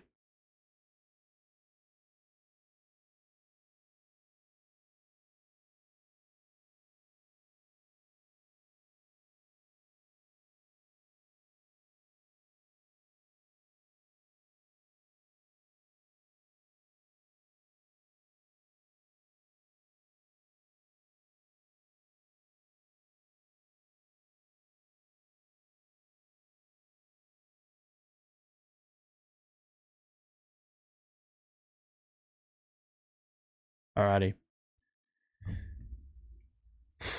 Right now, yeah, I don't know why we aren't respecting Myles Turner. It doesn't make any bloody sense. Man's hit 4 threes on above 50%. And we're defending him like he's a 25% 3-point shooter. Like, I think we're really playing with fire in that respect. Like, the Nets are not getting really high percentage 3-point looks, and probably haven't been for most of the game. There's been a couple of bailouts. I mean, Cam Johnson did that in the second quarter with a couple of step back threes.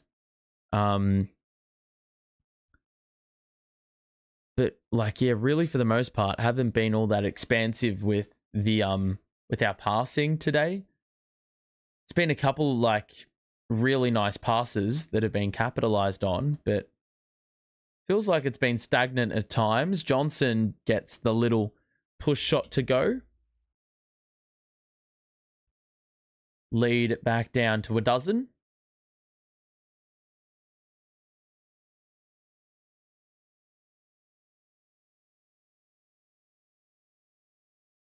Good roll. Turner at the rim. Yep.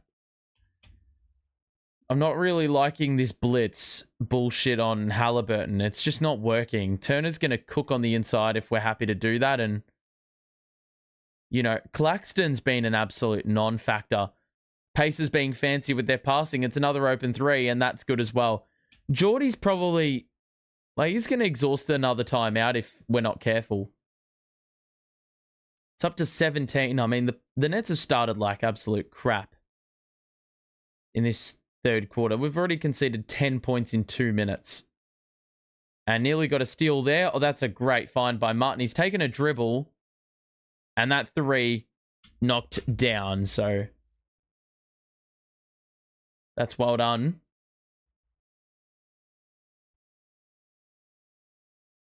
Looks like the Nets bench is going to come in very, very early. 2 minutes into this third quarter, and we've already got 3 subs getting ready to come in. Nesmith is another open three. That's off. Wilson the board. Johnson leaves it for the trailer, and Cam Johnson, the jab step back, extra to Wilson. Splash. That's number 3 for J-Dub. First make in a couple of quarters. Siakam goes at Wilson. That's going to be a foul, and Claxton does well to come over and help, because I think that was going to be another and one.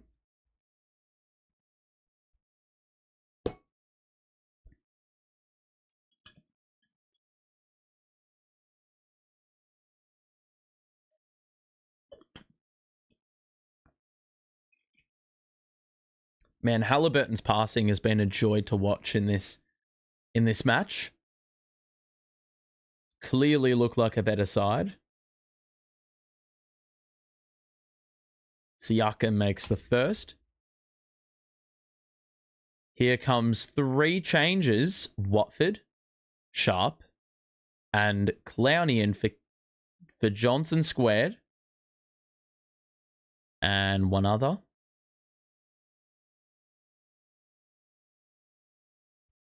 And it would be Claxton, the other.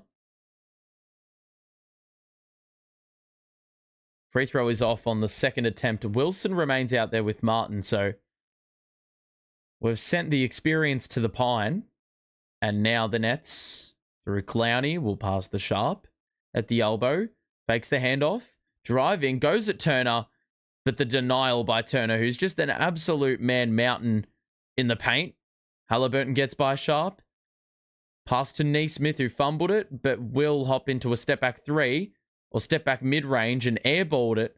Halliburton off one leg, gets it to go.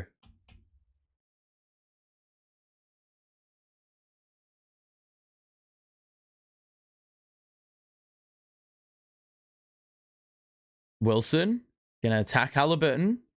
Had the chair taken out from underneath. They've called a foul. There is nothing in that.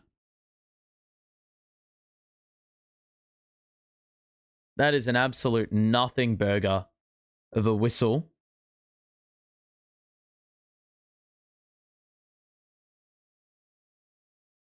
I mean, that's just not a foul.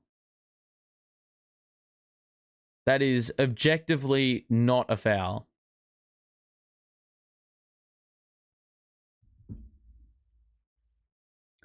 So 8:30 to play. Wilson draws the foul. Pacers don't challenge as it was a foul on the floor. It's not like you'd be really getting much out of a challenge. So that one also goes out of bounds, and the Nets will have 8 to shoot here with 8:18 left in the quarter.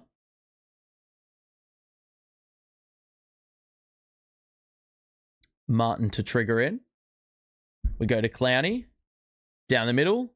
Pass out to Watford. 4 to shoot. Attacks. Shoots. And scores.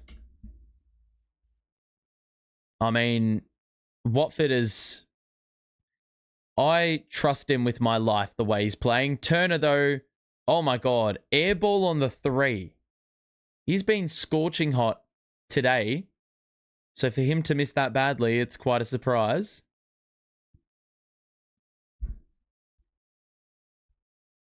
Eight minutes left here in the third quarter. Lead is 12. Pacers and Nets equivalent on 3-point attempts and makes, both going at 10 of 24. Watford, beautiful pass. Martin gets himself behind the 3-point line. It's off. Dayron isn't able to lock up the board. And now they will get into a set here early in the clock again. Turner goes up. That's off. And it's gone out off the hands of Tyrese Martin. And another go here for Indy.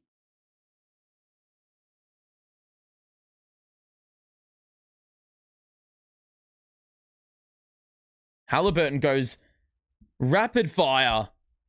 And oh my God, Geordie, what the fuck? We're calling another timeout. These Nets, man, have not... Like, I don't know what the fuck we're doing.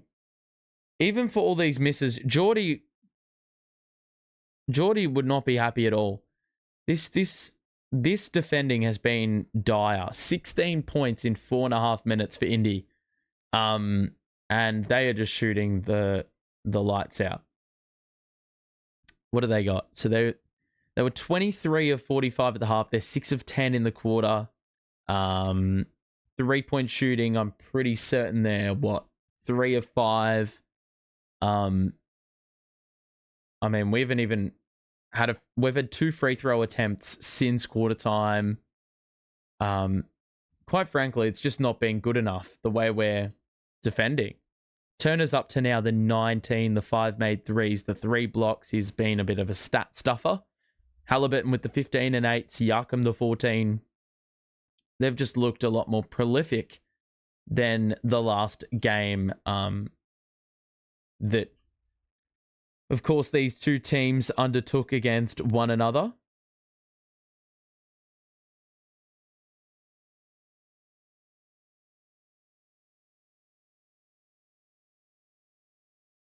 Alrighty.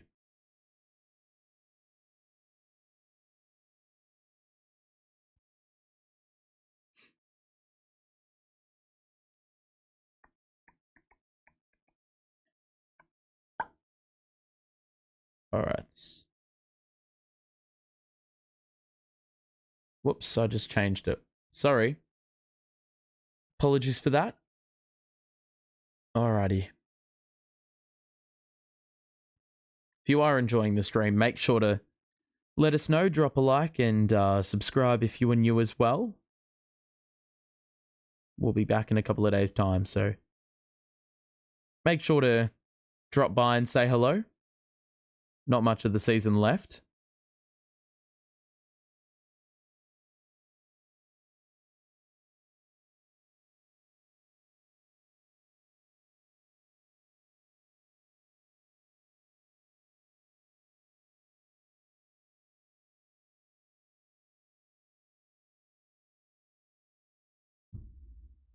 Alrighty. So let's see what the Nets have got here. Because right now, yeah, they're putting up a pretty forgettable second half performance with the way they've applied themselves on the defensive side of the ball.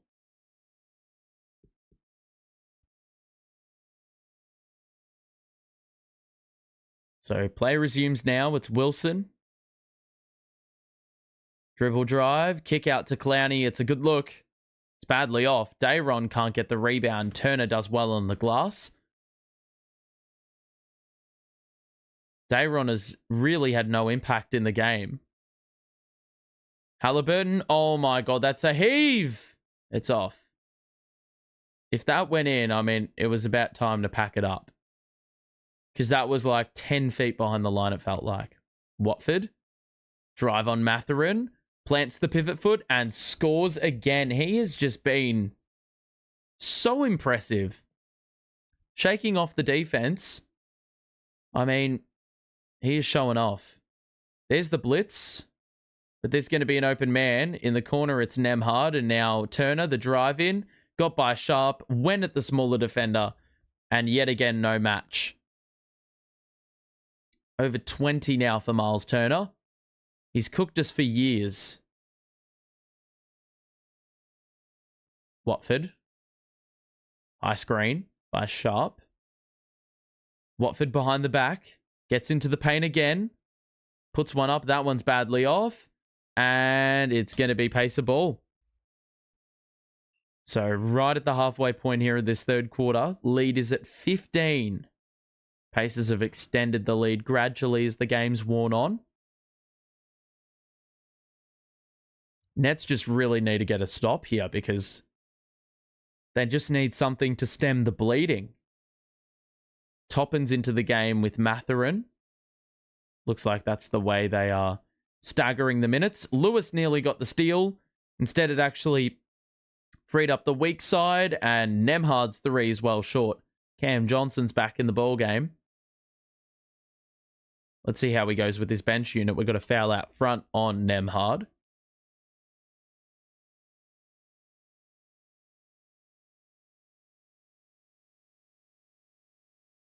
So 5:30 to play here in this third quarter. Watford, Lewis, Sharp, Clowney, and Cam Johnson, the five. It's going to be a foul on the inbounds, and Turner probably got that clean.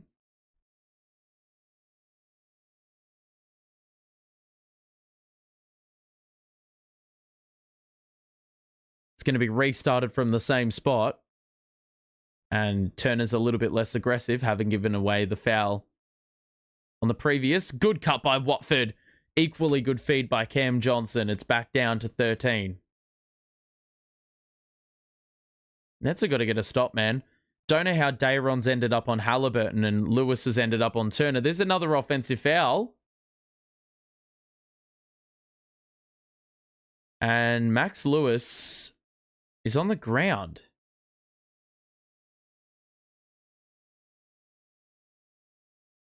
Looks like he's just been poked in the eye.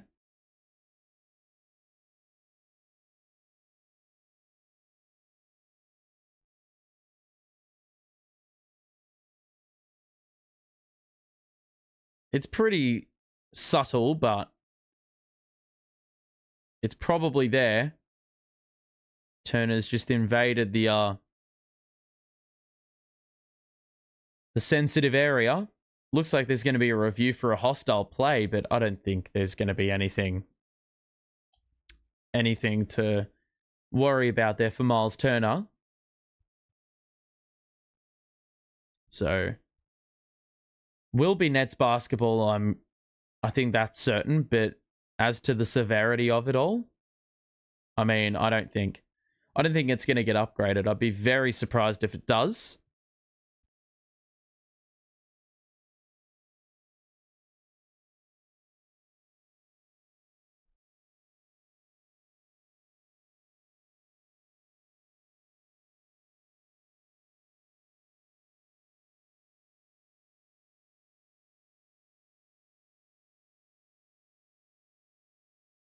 So now the other interesting part about all this is that the Brooklyn Nets only have 2 timeouts remaining in the whole game. We've been that dire defensively.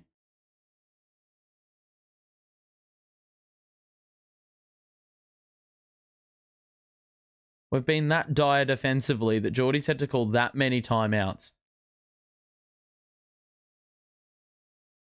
Yeah, there's no flagrant call, as expected.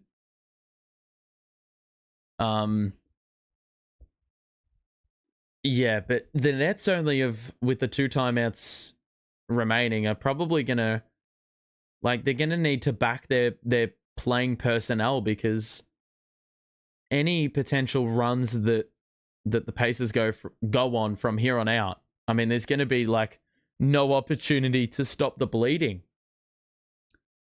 unless Geordie wants to just blow them, like, all by, like the point where there's like still 9 minutes left in the ball game, sort of thing. Cam Johnson had a really good chance to cut the deficit to 10, but off on the 3 from above the break. Toppin to Nemhard, now in a switch. Clowney guards. Step back. Edge of the paint. That's off. You're going to allow those every day of the week. Cam Johnson, rollers sharp, goes at Nemhard, and a nice layup. Cuts it to 11, and Carlisle's going to call a timeout. So another stoppage. Carlisle's got 5 timeouts left.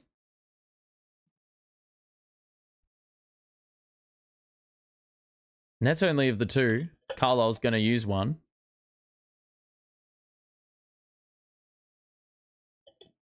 So the Nets have responded well, I guess, because it was out to as much as 15. The Nets have scored a couple points in a row and responded well after they conceded, 16 in the first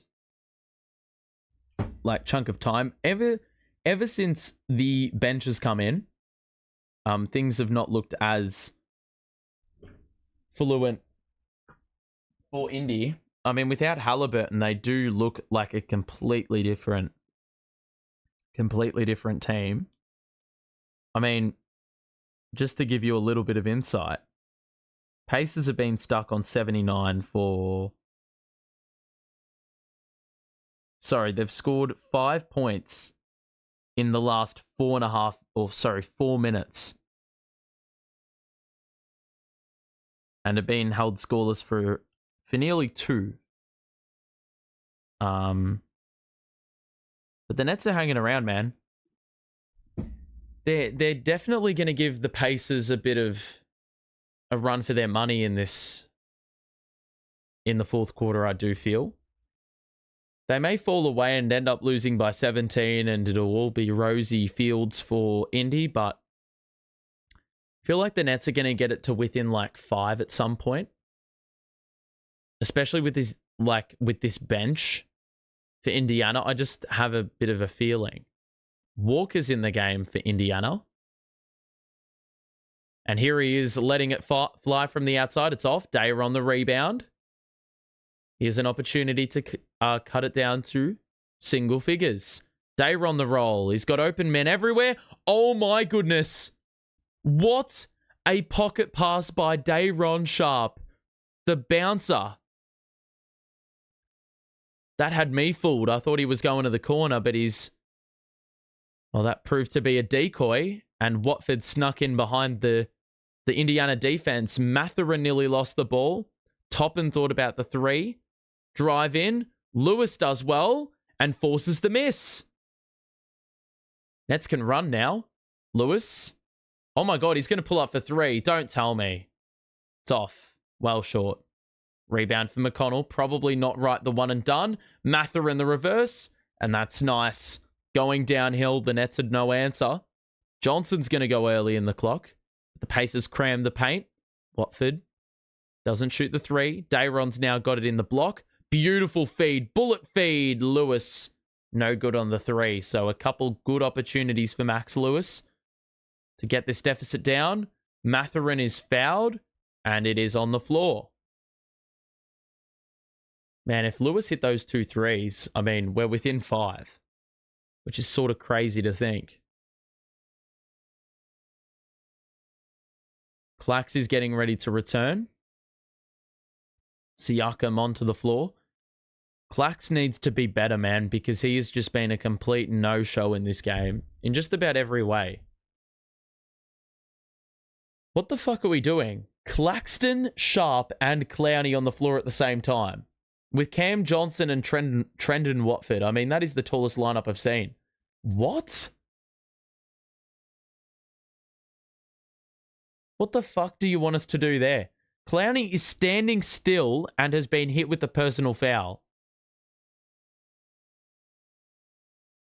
This is a lineup that I have not seen, and this is a lineup Geordie talked about in preseason, like seeing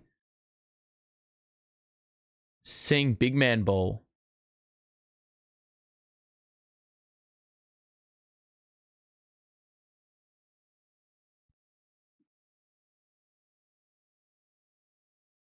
Mathurin's going to shoot 2. That one goes clank. So yeah, Claxton, Sharp, Clowney, Johnson, Watford, the 5. This is a massive lineup.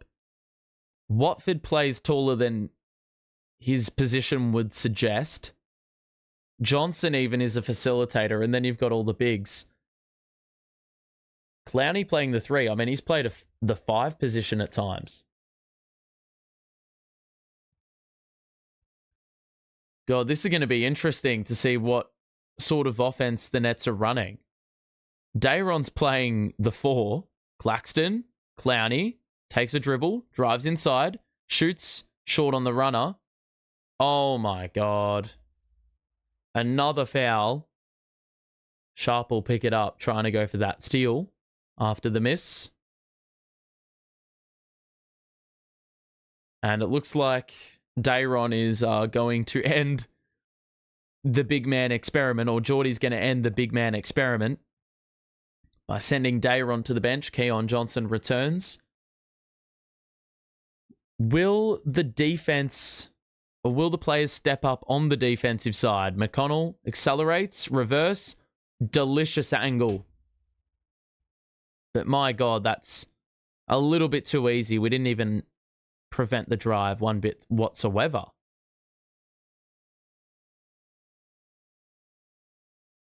Oh my God, offensive foul. Clax, man, what the fuck are you doing, brother? He has just been an absolute no-show.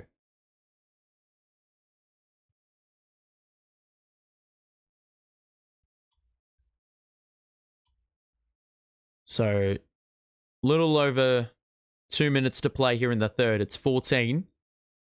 Claxton minutes have been shit. Here he is guarding McConnell. Mathurin. Drive. 6 to shoot. Back out to McConnell. 4 on the clock. 3 on the clock. I mean, McConnell's scoring over Claxton like it's nothing. 16-point lead. Cam Johnson going to attack the rim. Blocked by Bryant, and they're going to run. 2-on-1 break. Bounce pass to Siakam. Easy layup. Geordie can't call a timeout. He's got 2 of those left. It's an 18-point lead. It has not been larger in the game. Claxton goes at Bryant, and he's gotten blocked again.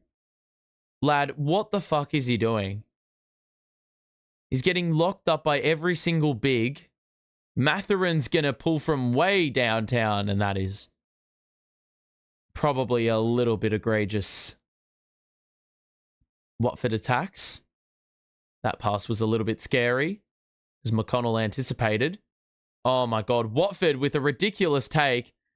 And he had to contort his body to get it to Claxton, but Bryant's playing some good defense under the hoop.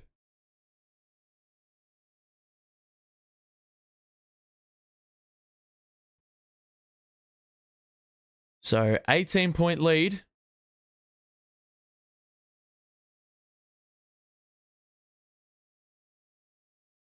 Mathurin's lost the ball. We get a steal.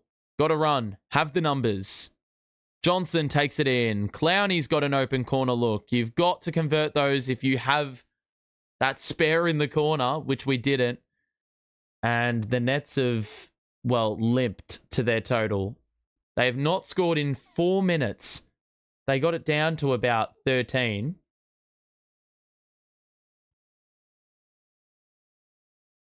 McConnell. That's going to be an offensive foul. Well done by Clowney, who had himself planted in the guarding position. And McConnell just completely bowled him over.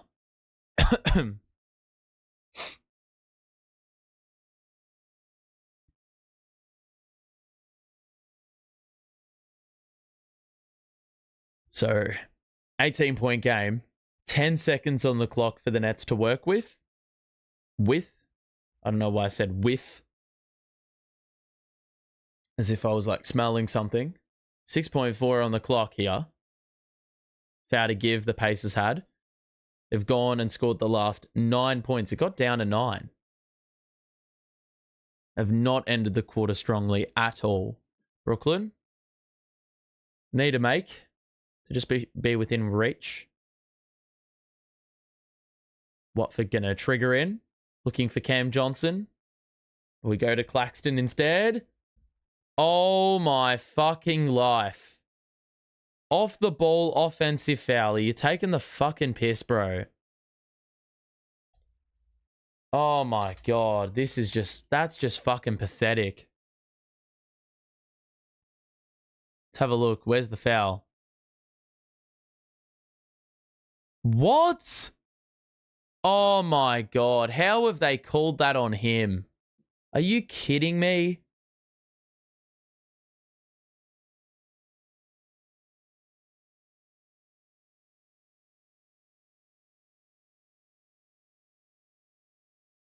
Siakam's going to attack and score the 2. Just to add insult to injury. And then Clowney threw it away. Oh my god, what the fuck was that? So, we're down by 20 at 3/4 time, man.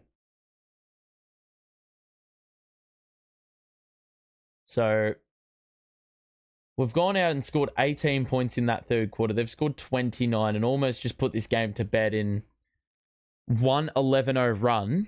I mean, it's going to take something drastic for us to win. But I tell you what, the record of scoring 99 in every game of the season series, that is still on. We need 29 in the fourth quarter, and we'll be the first team in NBA history to score the same amount of points in every game in a season series, which is sort of crazy. Amy, hope you're doing well. Thanks for tuning in. The Nets are well on their way to loss number 48. Game number 71 of the season, so not too much of the season left.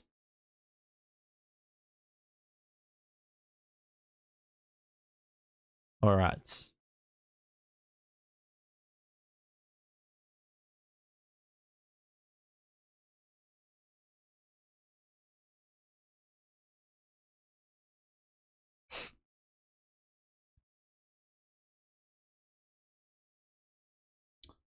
Alrighty. So, what do the Nets need to limit? Let's go to the box score. I mean, for starters, I think Nic Claxton has just been an absolute no-show for the entire game. He's a team worst -21. Dayron is a 0 in the plus-minus. So, that really tells you all you need to know about where the positivity minutes-wise are coming from. If there is such a thing. Watford's got the 18. Cam Johnson and Keon Johnson not nearly as prolific as they have been. And the Nets just shot the ball abysmally in that quarter from 3. They hit 5 out of their 11 threes in the first quarter, but 4 of 19 since. I mean, that's just disgusting. They've made 8 less shots, 1 less 3. Haven't been to the line at all, barring 1 trip in the last 2 quarters. You're not going to win a game of basketball if you can't do that. I mean, we have not gotten free throws from a starter aside. Sorry. We have not gotten a free throw made from any starter in this game. Because Keon Johnson is the only one to take free throws from a starting lineup perspective, and he has not made one. So we're just getting absolutely no rim pressure, and the Pacers are doing a very good job of getting those blocks to pile up, and thus misses to pile up. Johnson, a wild layup, that's off. There's a foul, and I think it's on the drive, and Keon Johnson may have just redeemed himself for what I just said. The Nets are going to need to, they're going to need to go on like a very similar run to what Indiana did at the end of the quarter. But we're going to need to see two of them. That is an open Johnson three. He's got to hit that, and he doesn't. So, I mean, wishful thinking we will get back into this game, because can't even make a simple three like that. Siakam and Clowney, very physical with one another. That could be a little spot fire brewing. Walker's hit with an offensive foul. It's Clowney drawing it again. That's the second one in about 3 minutes of action.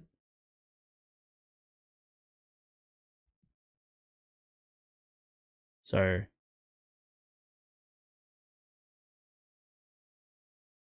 Claxton. Johnson pulls the trigger. Hits. The whiplash on that net was disgusting. It's back down to 17. Gonna need to make plenty more of those. Gonna need to have like a 6-3 quarter. At least.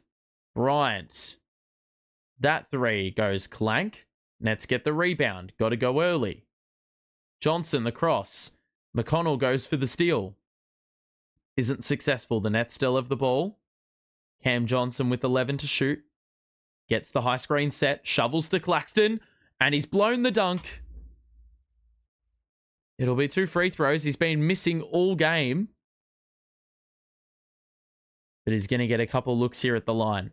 Let's see what form of resilience this Nets group have. If they can lose this one by single figures, I think that'd be a fair...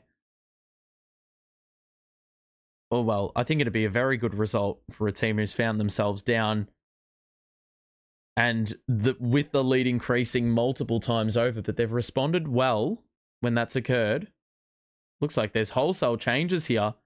An entirely new Pacer lineup is coming into the game. And so it'll be 4 of the 5 Pacers starters coming back in, alongside Obi Toppin as well.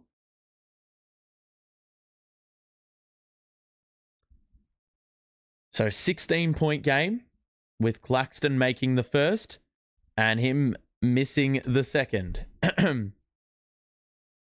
So this is their strong group, so they are probably going to cook now.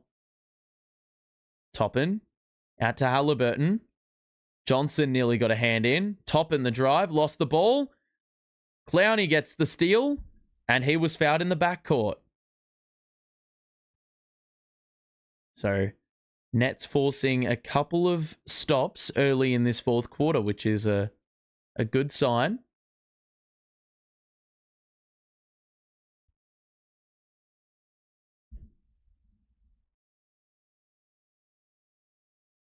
So 90-74. They're looking for Cam Johnson again, who's getting that attention. Watford on the outside. Bounce pass to Johnson, partially deflected. Johnson picks up his dribble and scores for 2. It's a nifty move. It's down to 14. Good lads.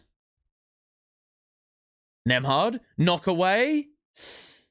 Close. He's going to use the give and go. That is very ropes. Pacers still somehow have it. Clowney does well on the closeout. Turner misses the 3.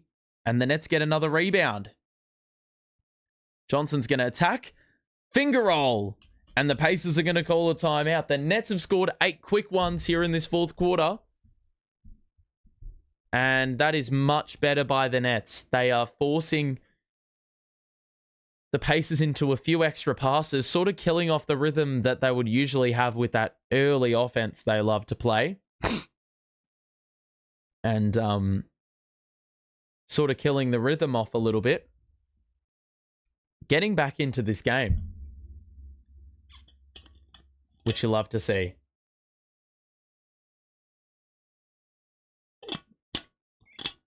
So 90-78 the score.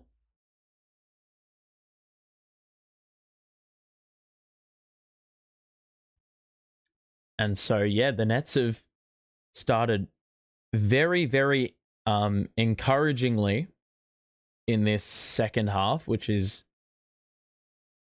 or this fourth quarter, which is a great help.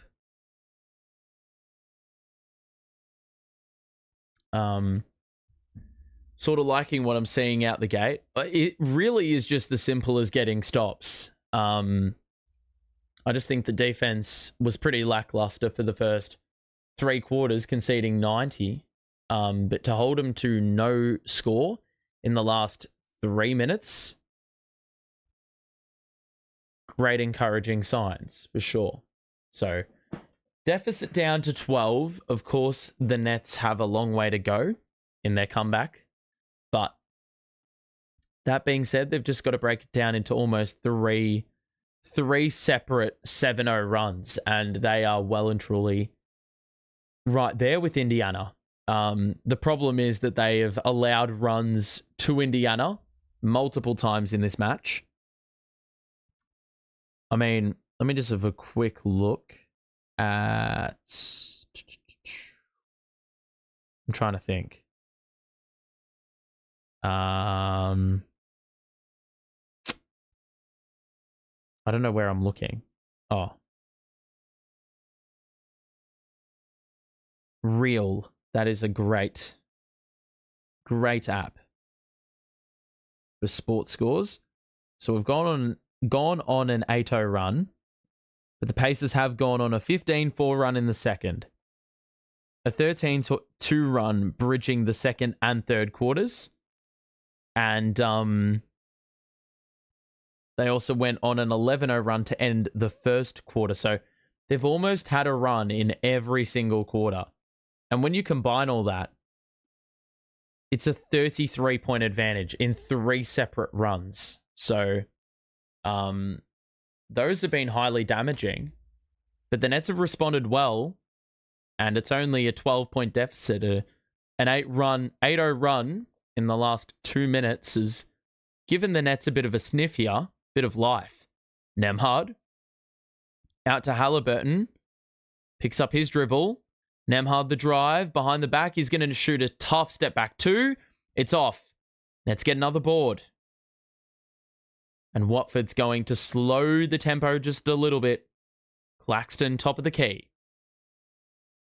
Johnson gets the receive. Watford shoots the 3. Splash! It is now 9. We were waiting for the response. It has now happened. And the Nets have not had to exhaust a timeout. Remember, midway through the third, they had only 2 timeouts remaining in the whole game. So this run has been very timely. Toppin's 3 is off. Clowney gets a board. The Nets can trim it further. Johnson, the acceleration, the layup, it's off. Claxton on the follow-up, he's got it. Johnson is shaken up. It's going to be a 5-on-4 transition here. And Toppin scores the 360. Yuck. I mean, I couldn't even see it because the Yes Network broadcast made an absolute meal of the coverage there, but it's now a 9-point game. Johnson, oh my God, we've passed it off the corner of the backboard. If that goes in, it's off. Johnson out of nowhere. Got the rebound, but there's a turnover? Not sure what for. Ouch. Oh my God.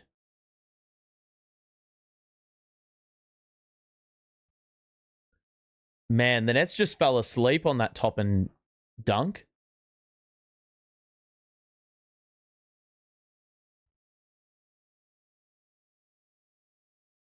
Siakam's now back out on the floor, so they're going to close with their starters, of course. It's back to 9. Siakam, the Euro, the kick out. Halliburton's open, and he traveled. So the Pacers looking a little bit disjointed here in the fourth. Only 2 points in 4.5 minutes. It's gone down from 20 to 9 in the blink of an eye. Turnovers starting to pile up a little bit here for Indiana. Cam Johnson. Roller is Claxton. Takes a dribble. Extra. Johnson, why are you shooting that? Apparently because you're good enough. He hits another 3. It's down to 6. I did say we are going to cut this to 5 at some point. We're practically there. I didn't think it would take us being down by 20 for it to happen. Oh my fucking life. How is that a foul? Turner was guarded by Keon Johnson. Johnson picks up the personal, obviously being a little bit too over-aggressive. Clowney's off. Tyrese Martin back in. Wilson also out there. So with this group, we've looked like absolute garbage. So it's going to be interesting to see what happens from here on out. But there is a miss by Siakam. The Nets can trim it to a sole possession if they are really feeling a 3. It's knocked away. Johnson gets it back. Takes a hit. And Turner is going to pick it up. Looks like the Pacers have picked up their 4th personal of the quarter. Johnson probably milked it a little bit. So 6:41 a play. It's gone from a 20-point deficit to now 6. The Nets have the ball. Both starting 5 groups back out there for both teams. Cam Johnson takes it in. And he traveled. So that's not a turnover we really could afford. Nets now in the bonus though, so they'd be all the wiser to attack the basket and try hunt those mismatches.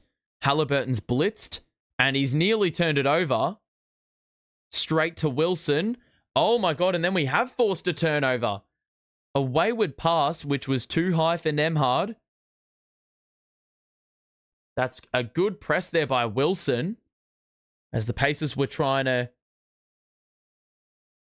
get it to the open man on the weak side.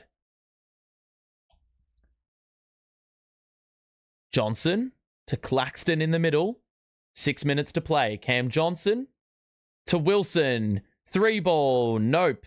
Board by Halliburton, who protects the space well. Siakam leaked out from in front. Siakam now guarded by Wilson. The help needs to arrive. There was a bit of a hook in there. The whistle was not blown. The Nets get another rebound, though. Martin.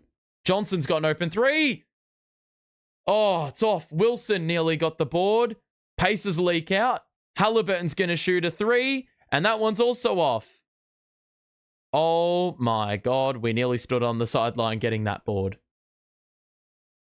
Cam Johnson to Keon Johnson. And now Wilson will... Like, lads, just attack the basket, bro. Attack. Head down. Beautiful look. Martin's 3 is good. It's down to a possession. I can't believe it. We've gone on a 19-2 run in a little bit under 6 minutes. They've got 2 points in the quarter. Oh my goodness. They had 90 in 3 quarters. Wilson, I don't know where you're going. It's a louder corner pop for Siakam. He's nearly airballed the 3. We can tie this up. They cannot even come close to scoring right now. Johnson to tie the game. It's an air ball. Why the fuck are we shooting step back 3s? Halliburton goes at the basket. That's another miss. Oh my God, the Nets have a number out. Who's leaked out he was poaching. There's a timeout. It's a 1-point game. Oh my God, Claxton never got back on defense. That was the wildest miss by Halliburton and a good recognition of the situation. I don't know who pushed it, but he found the man on the leak out. It was Tyrese Martin who launched it forward. The Nets have got it to within a 1-point game. And no, this is not a typo. We've scored 21 points to 2 in this fourth quarter. 21 to 2. Ladies and gentlemen, this is not a typo. They have scored 28 or more in the first 3 quarters and have gotten 2 points in 7.5 minutes. I mean, the Pacers, have basically not scored in this quarter. It's staggering to me. And now everything's evened up. I think they had 8 extra makes at 3-quarter time. They've now only got 1 extra make over us. The turnovers have started to pile up a little bit. We've hit, I think, 4 threes in the quarter on good efficiency.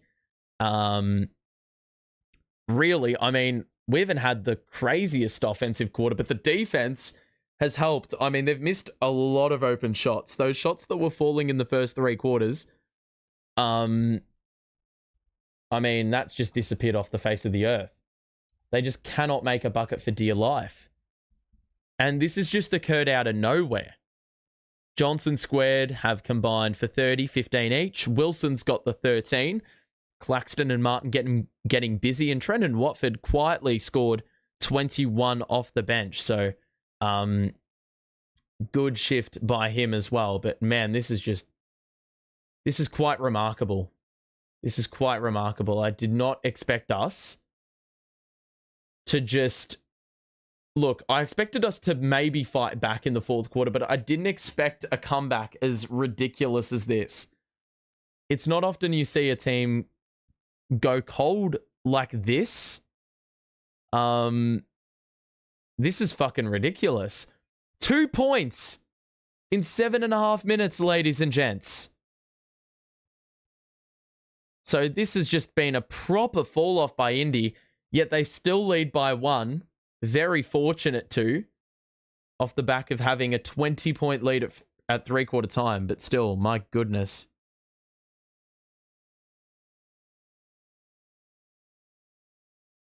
So, 21 to 2 in the fourth quarter. Can you fucking believe it? Alrighty, here we go.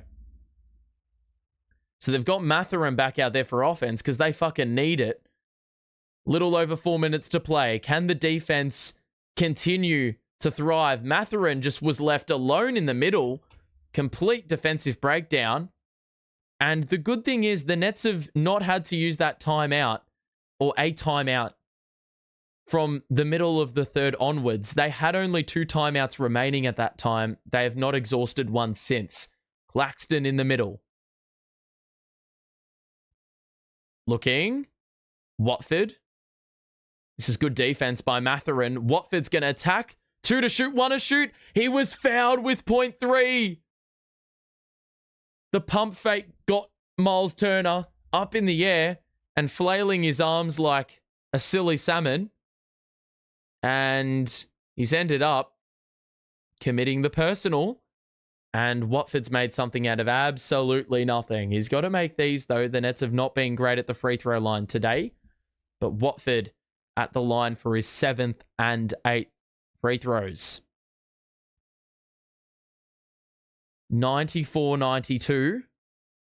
And Watford isn't able to get the second. So he's gone 5 of 8. Can you believe if he made every free throw, the Nets would be in front right now? Halliburton in a switch, driving kick. Siakam attacks Wilson, and that's a layup. And that's a foul. Okay. Fucking hell. Jalen Wilson, man, he's been all over the shop since he's been back on the floor. Defensively, he doesn't fucking know where his man is. Like, he's just completely killing himself when it comes to positioning. it's just ruining the defense. I think it's been like that on the last 2 plays, actually. So Siakam at the line, trying to get the Pacers out of this rut. They've scored 6 points in the entire quarter. Nets have been valiant in their comeback. Siakam's free throw goes in, and it's back out to a little bit of a healthier margin in 5. We have a ball game, though. Johnson to Claxton, top of the key. Watford will receive the handoff. Johnson was open. So is Martin in the corner. Oh, that's a good look. Cam Johnson did well to draw the man in and allow Martin to have that open 3. Halliburton looking to bounce it into Siakam, who's got the size mismatch. Turner does too. Johnson gets a hand in the passing lane and gets the steal. Oh my God. Clax, what are you doing, brother? Mathurin blows the layup. They don't get the tip in. The Nets get the rebound. They save after nearly absolutely pantsing themselves.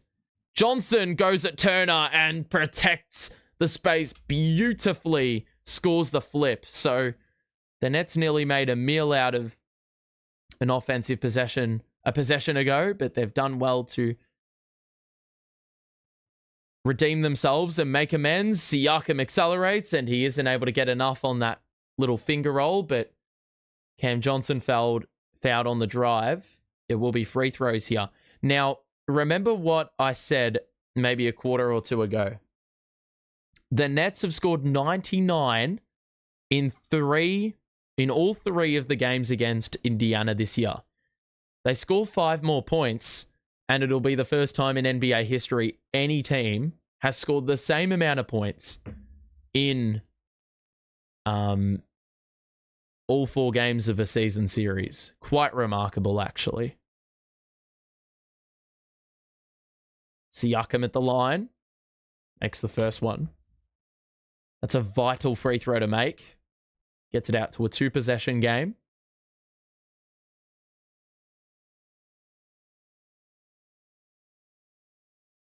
So, little over 2 minutes to play. Pacers with only 8 points in the quarter. Going for one more here, and Siakam gets it. So, it's a 5-point lead. The Nets have not gotten over the hump. Both teams now in the bonus as well. Something of note. Claxton. He's going to drive on Turner. Hand off to Martin. There's the lob, but it's well read. Mathurin was there, and the pass was a little bit wayward. Halliburton is going to hold. Oh my fucking God. Clax has been an absolute schmuck.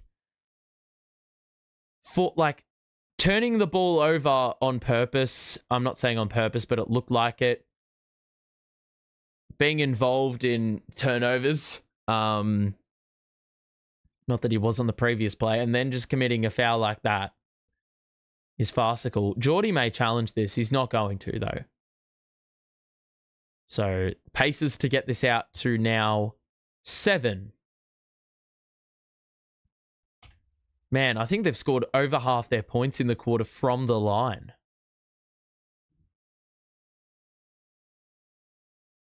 So, Turner makes the first one, his first free throw of the evening, shooting the ball very well from the line. Turner's second hits back rim. Johnson gets the board. Oh my God. Fucking hell. Nearly another wayward turnover to someone who doesn't expect the ball. Johnson's 3 is shocking. Watford follows up. Doesn't get the roll on the little rebound. Or on the shot attempt. We nearly got the rebound. We're pressing. It's a backcourt violation. The 8-second call. The Nets doing well to hustle defensively. I mean, they're keeping themselves in the contest here, and they're also keeping that 99-point scoring total well and truly alive. 99 points won't get them the win, but, I mean, it'd be cool for history. So 1:30 to play. Watford. Cross. Drive. Extra to Claxton. Shoots with the left. How was that rimmed out? The rebound secured by Turner. I mean, we got it to within 1, and since that point, I don't think we've scored another point. It's not like the Pacers have actually been all that crazy with their offense. Siakam's blown another layup. He reckons he got hit on the head. He probably did. Nets have got to go quick. Johnson puts the head down, picks up his dribble, back out to Watford. We're inside the final minute. Nets are going to need to score quick. Using a lot of clock here for being down 6. Watford's lost the ball going up, and we got free throws.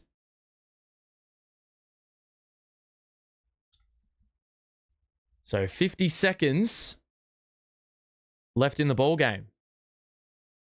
And it'll be 2 more for Watford here, who has been strongly inconsistent. He has scored a great amount of points today. I don't know what his career high is, but I reckon he's definitely close to getting a Nets personal best with the 23 points already. It's his second game with 20 points with the Nets. Oh my God, he's missed another one.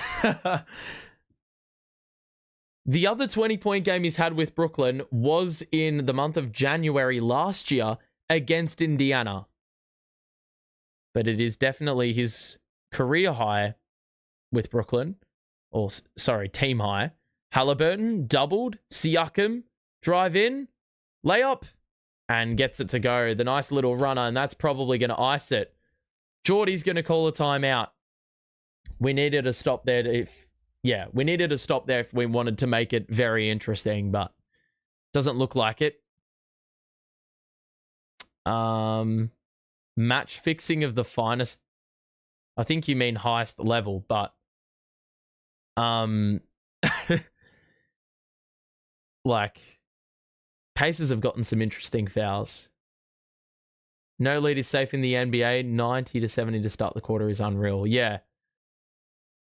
Very, very surprising. What is wrong with this team? Worst team in the NBA playing with a big lead. I don't even think the defense has been non-existent. I just think the offense was very, very much killer. You know, you're not doing your defense any form of service when you can't actually get a stop, and you're consistently having to, you know, like you're not really getting a chance to slow things down and control the tempo when you're missing. You're leaving it in the responsibility of the opposition. No wonder the Nets came back. Good, I found this channel to shut it down. Yeah, usually, I mean, the Nets have like professionally tanked here. 20-point deficit at 3/4 time, brought it to within 1, and then haven't scored since from the field. So I thought we were destined for a historically bad 4th quarter by Indiana. But we've done well to respond with a 10-4 run. Nets have just completely stopped on offense. Because they were on fire early in the quarter. Nets are going to go quick. They're going to drive. It'll be Cam Johnson who blows the layup. Oh my God. No, the record's going to be undone. Mathurin's going to actually score the bucket, which is sort of weird. Go Nets. We need 99 points. 99 points. Oh my God, we got... What? There was a foul. Oh, this is going to fucking ruin it. Miss the 2, CJ. Or miss the free throw. We need 99 points. 99 points. In case you're lacking context, the Nets have scored 99 points in every single game against Indiana. This would be like, oh my God, miss it. Oh, fuck. 98, 104, 11 seconds to play. If only we had fucking made one of the free throws, man. Oh my God. Nets got a steal. Watford 3. Oh, he's hit it. He hit it. It's a 3-point game and Carlisle scored timeout. That is actually fucking ridiculous. That is... Holy shit. I thought this game was done. The Nets did not need to use a timeout. They used about 2 seconds of clock. Like, this was rapid. Ball got inbounded straight off Watford's back. Oh my God. Watford actually stuck a hand out to latch onto the basketball.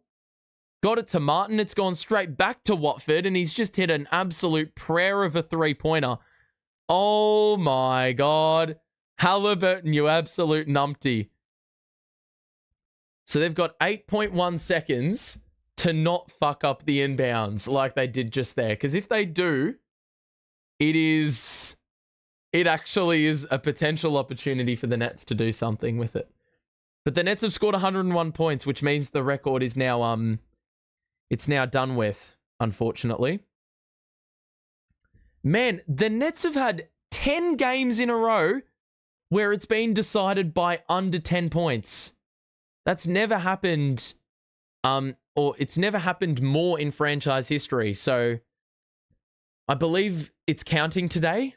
And if it's not, well, if it is counting today, then next game, if we lose or win by under 10, it will be a franchise record.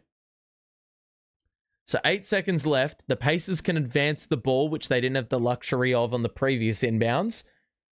But they have to look after the ball. They've got a timeout remaining if they want to use it. Ooh. That's very close. I mean, we allowed 0.3 off the clock.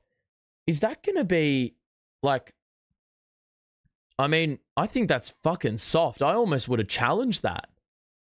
But you're not really going to win anything out of that. We need Siakam to miss 2 free throws here with 7.8 seconds on the clock.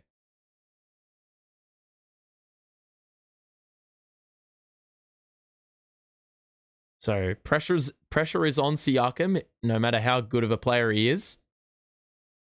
Oh, there's a miss.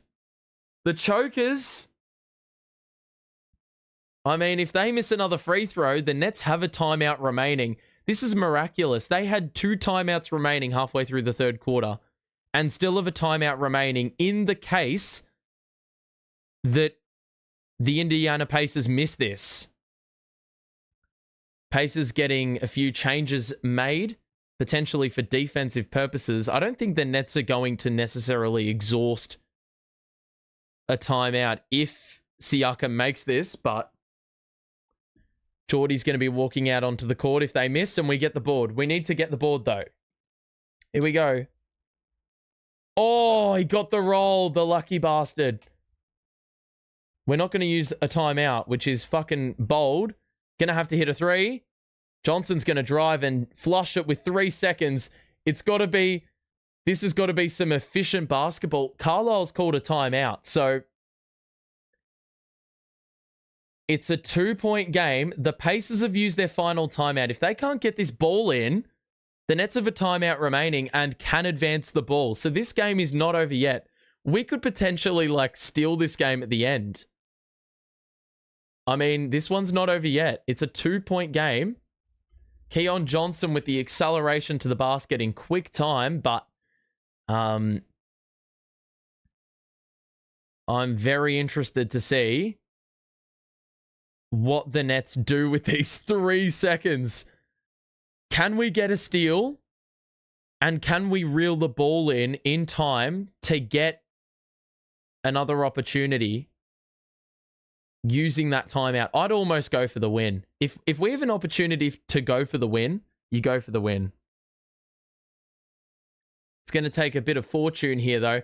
It'd also be very catastrophic to the tank. We were down 20 at 3/4 time. We have come out and scored 33 points, by far our best in a quarter, to the Indiana Pacers, who have scored 15 points in the fourth quarter.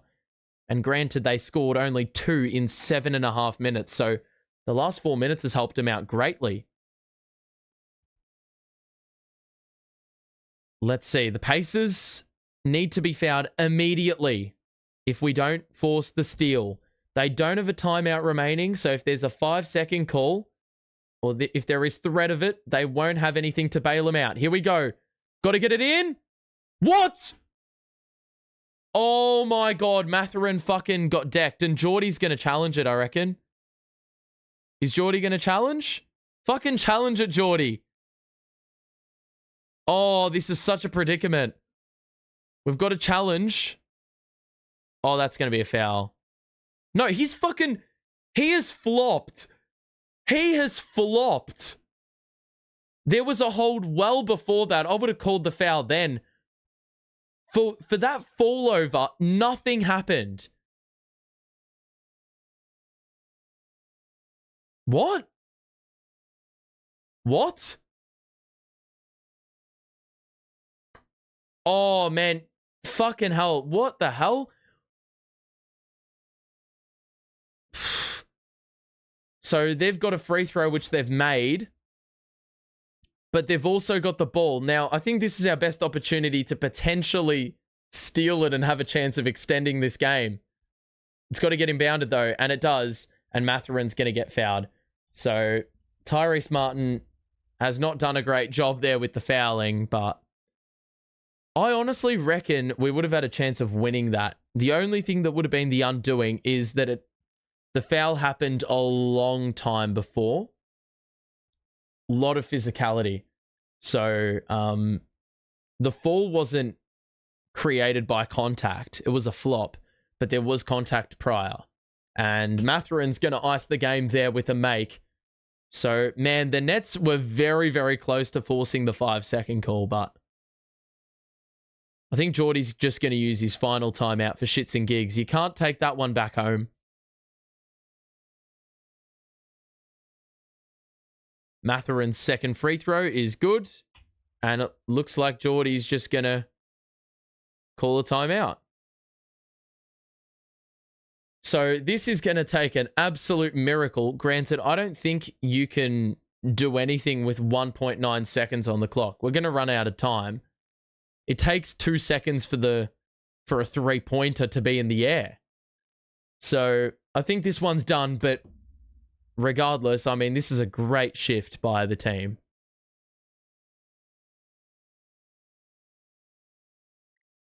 If you are enjoying the stream or have enjoyed it, make sure to drop a like and subscribe if you're new. We're versing the Mavericks next up, and we will be here for that watch party, so make sure to tune in and subscribe so you're notified of when I go live.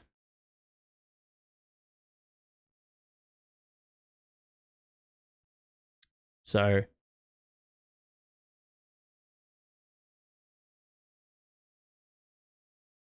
man, Halliburton's talking a fuck ton of shit for someone who's been basically a no-show in this fourth quarter. So Nets have no timeout left. I mean, they're going to need like a 4-point play and a fucking tip in. With 2 seconds on the clock, there's like... You're going to need like 17 million free throws here.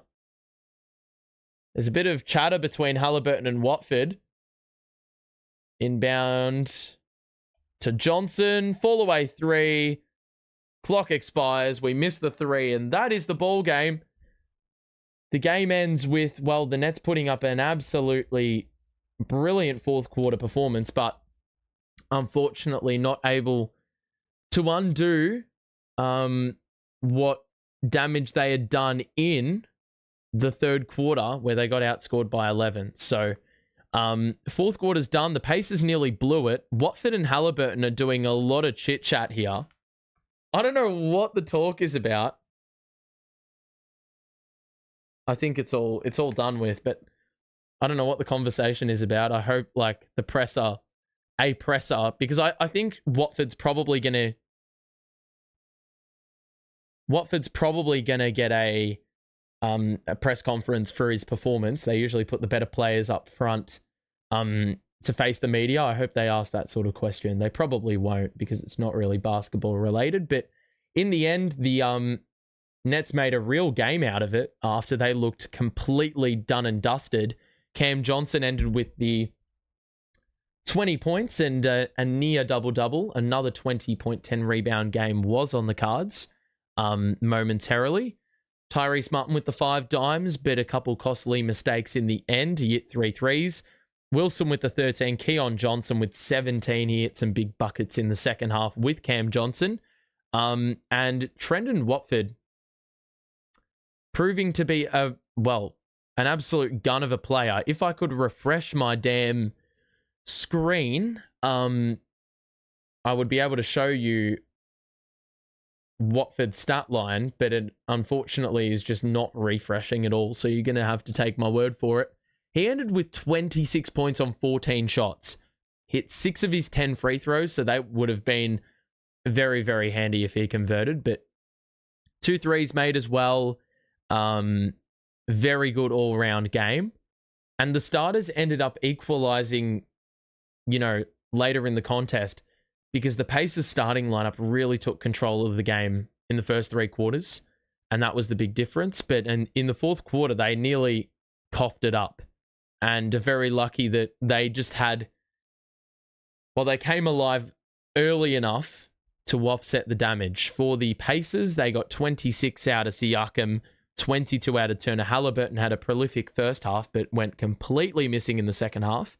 And Mathurin hit some big ones late to end the game with 13 points. Toppin also with a handy 10 in there as well. But the Nets did improve as a team. They equalized in terms of field goal percentage because that was pretty... what's the word? Here we go. We're able to refresh now. The field goal percentage just completely dipped for Indy, and the Nets only had 1 less field goal made, had 6 extra attempts, had 4 more threes made. But the problem was they missed 7 free throws. Now, you even make what's the word? You even make 13 of those as opposed to 10. Then you're going for the win with the final shot. So a couple missed free throws down the stretch from Cam Johnson, Watford, would have cost us in the end, and time was not our friend. So we really compromised our ability to win that game. But of course, as a tanking team, you don't really mind that. Overall, though, I think really commendable showing by this group. The starting lineup were getting cooked in the first 3 quarters, but they responded well. The bench put in a hell of a shift as well to sort of keep us within reach earlier in the game, to the point where, we could have been down by a lot more than 20 points, but that 21-2 run, it got us to within 1, and huge contribution by the starters to get it to within reach, but no cigar in the end. Turnovers, we forced a few extra in the back end of that game, which always helps you out. The rebounding effort was pretty good. Out-rebounded them by 4, which was an improvement on last game. And 1 out in the offensive rebounding. But the problem is, the points in the paint, pretty even, but we gave away a few easy ones at the end there. Points off turnovers, got a lot more points off turnovers, even though we had the same amount. So we've had 2 very strong turnover games against Indiana. So in terms of getting points off turnovers, a good output. And I think it's one thing to force it, but also it's another to be able to fully capitalize, and we did that pretty well today. But the assist number probably needed a bit of improvement. Only the 20 from 39 made field goals. So probably want a little bit more facilitation and a little bit more bang for your buck on those passes, because we had quite a few good passes today that weren't rewarded. But I think ultimately the thing that'll come back to haunt us is the lack of free throws in the middle 2 quarters and the lack of conversion at the line when gifted that opportunity. Also, a lot of the pitfalls with the Nets game today happened in the middle 2 quarters. If we're talking offense, defensively, we got absolutely killed in the middle 2 quarters. They scored 62 points to 45. In a game you lose by 5, that's massive. So, overall, very valiant effort again. A couple fight backs in response to a lot of Indiana Pacer runs. I think we did great in the fourth quarter to just respond, really, because the defense was significantly lacking in the first three quarters. So given we had only those 2 timeouts remaining from midway through the third, I think it was Geordie will be really happy he didn't need to use another timeout until crunch time, because this team responded. And finally, we actually saw a bit of reward for it as well. Because first 3 quarters, we were just gifting it way, way too easily. And Geordie was exhausting all these timeouts, trying to generate the wake-up call. It never happened until, ultimately it was too late. So anyway, that's going to wrap it up from me. Hope you enjoyed. Make sure to drop a like and subscribe if you want to remain notified for the next one. That'll be much appreciated. But until then, talk to you soon. Have a good one. Stay safe, and bye for now.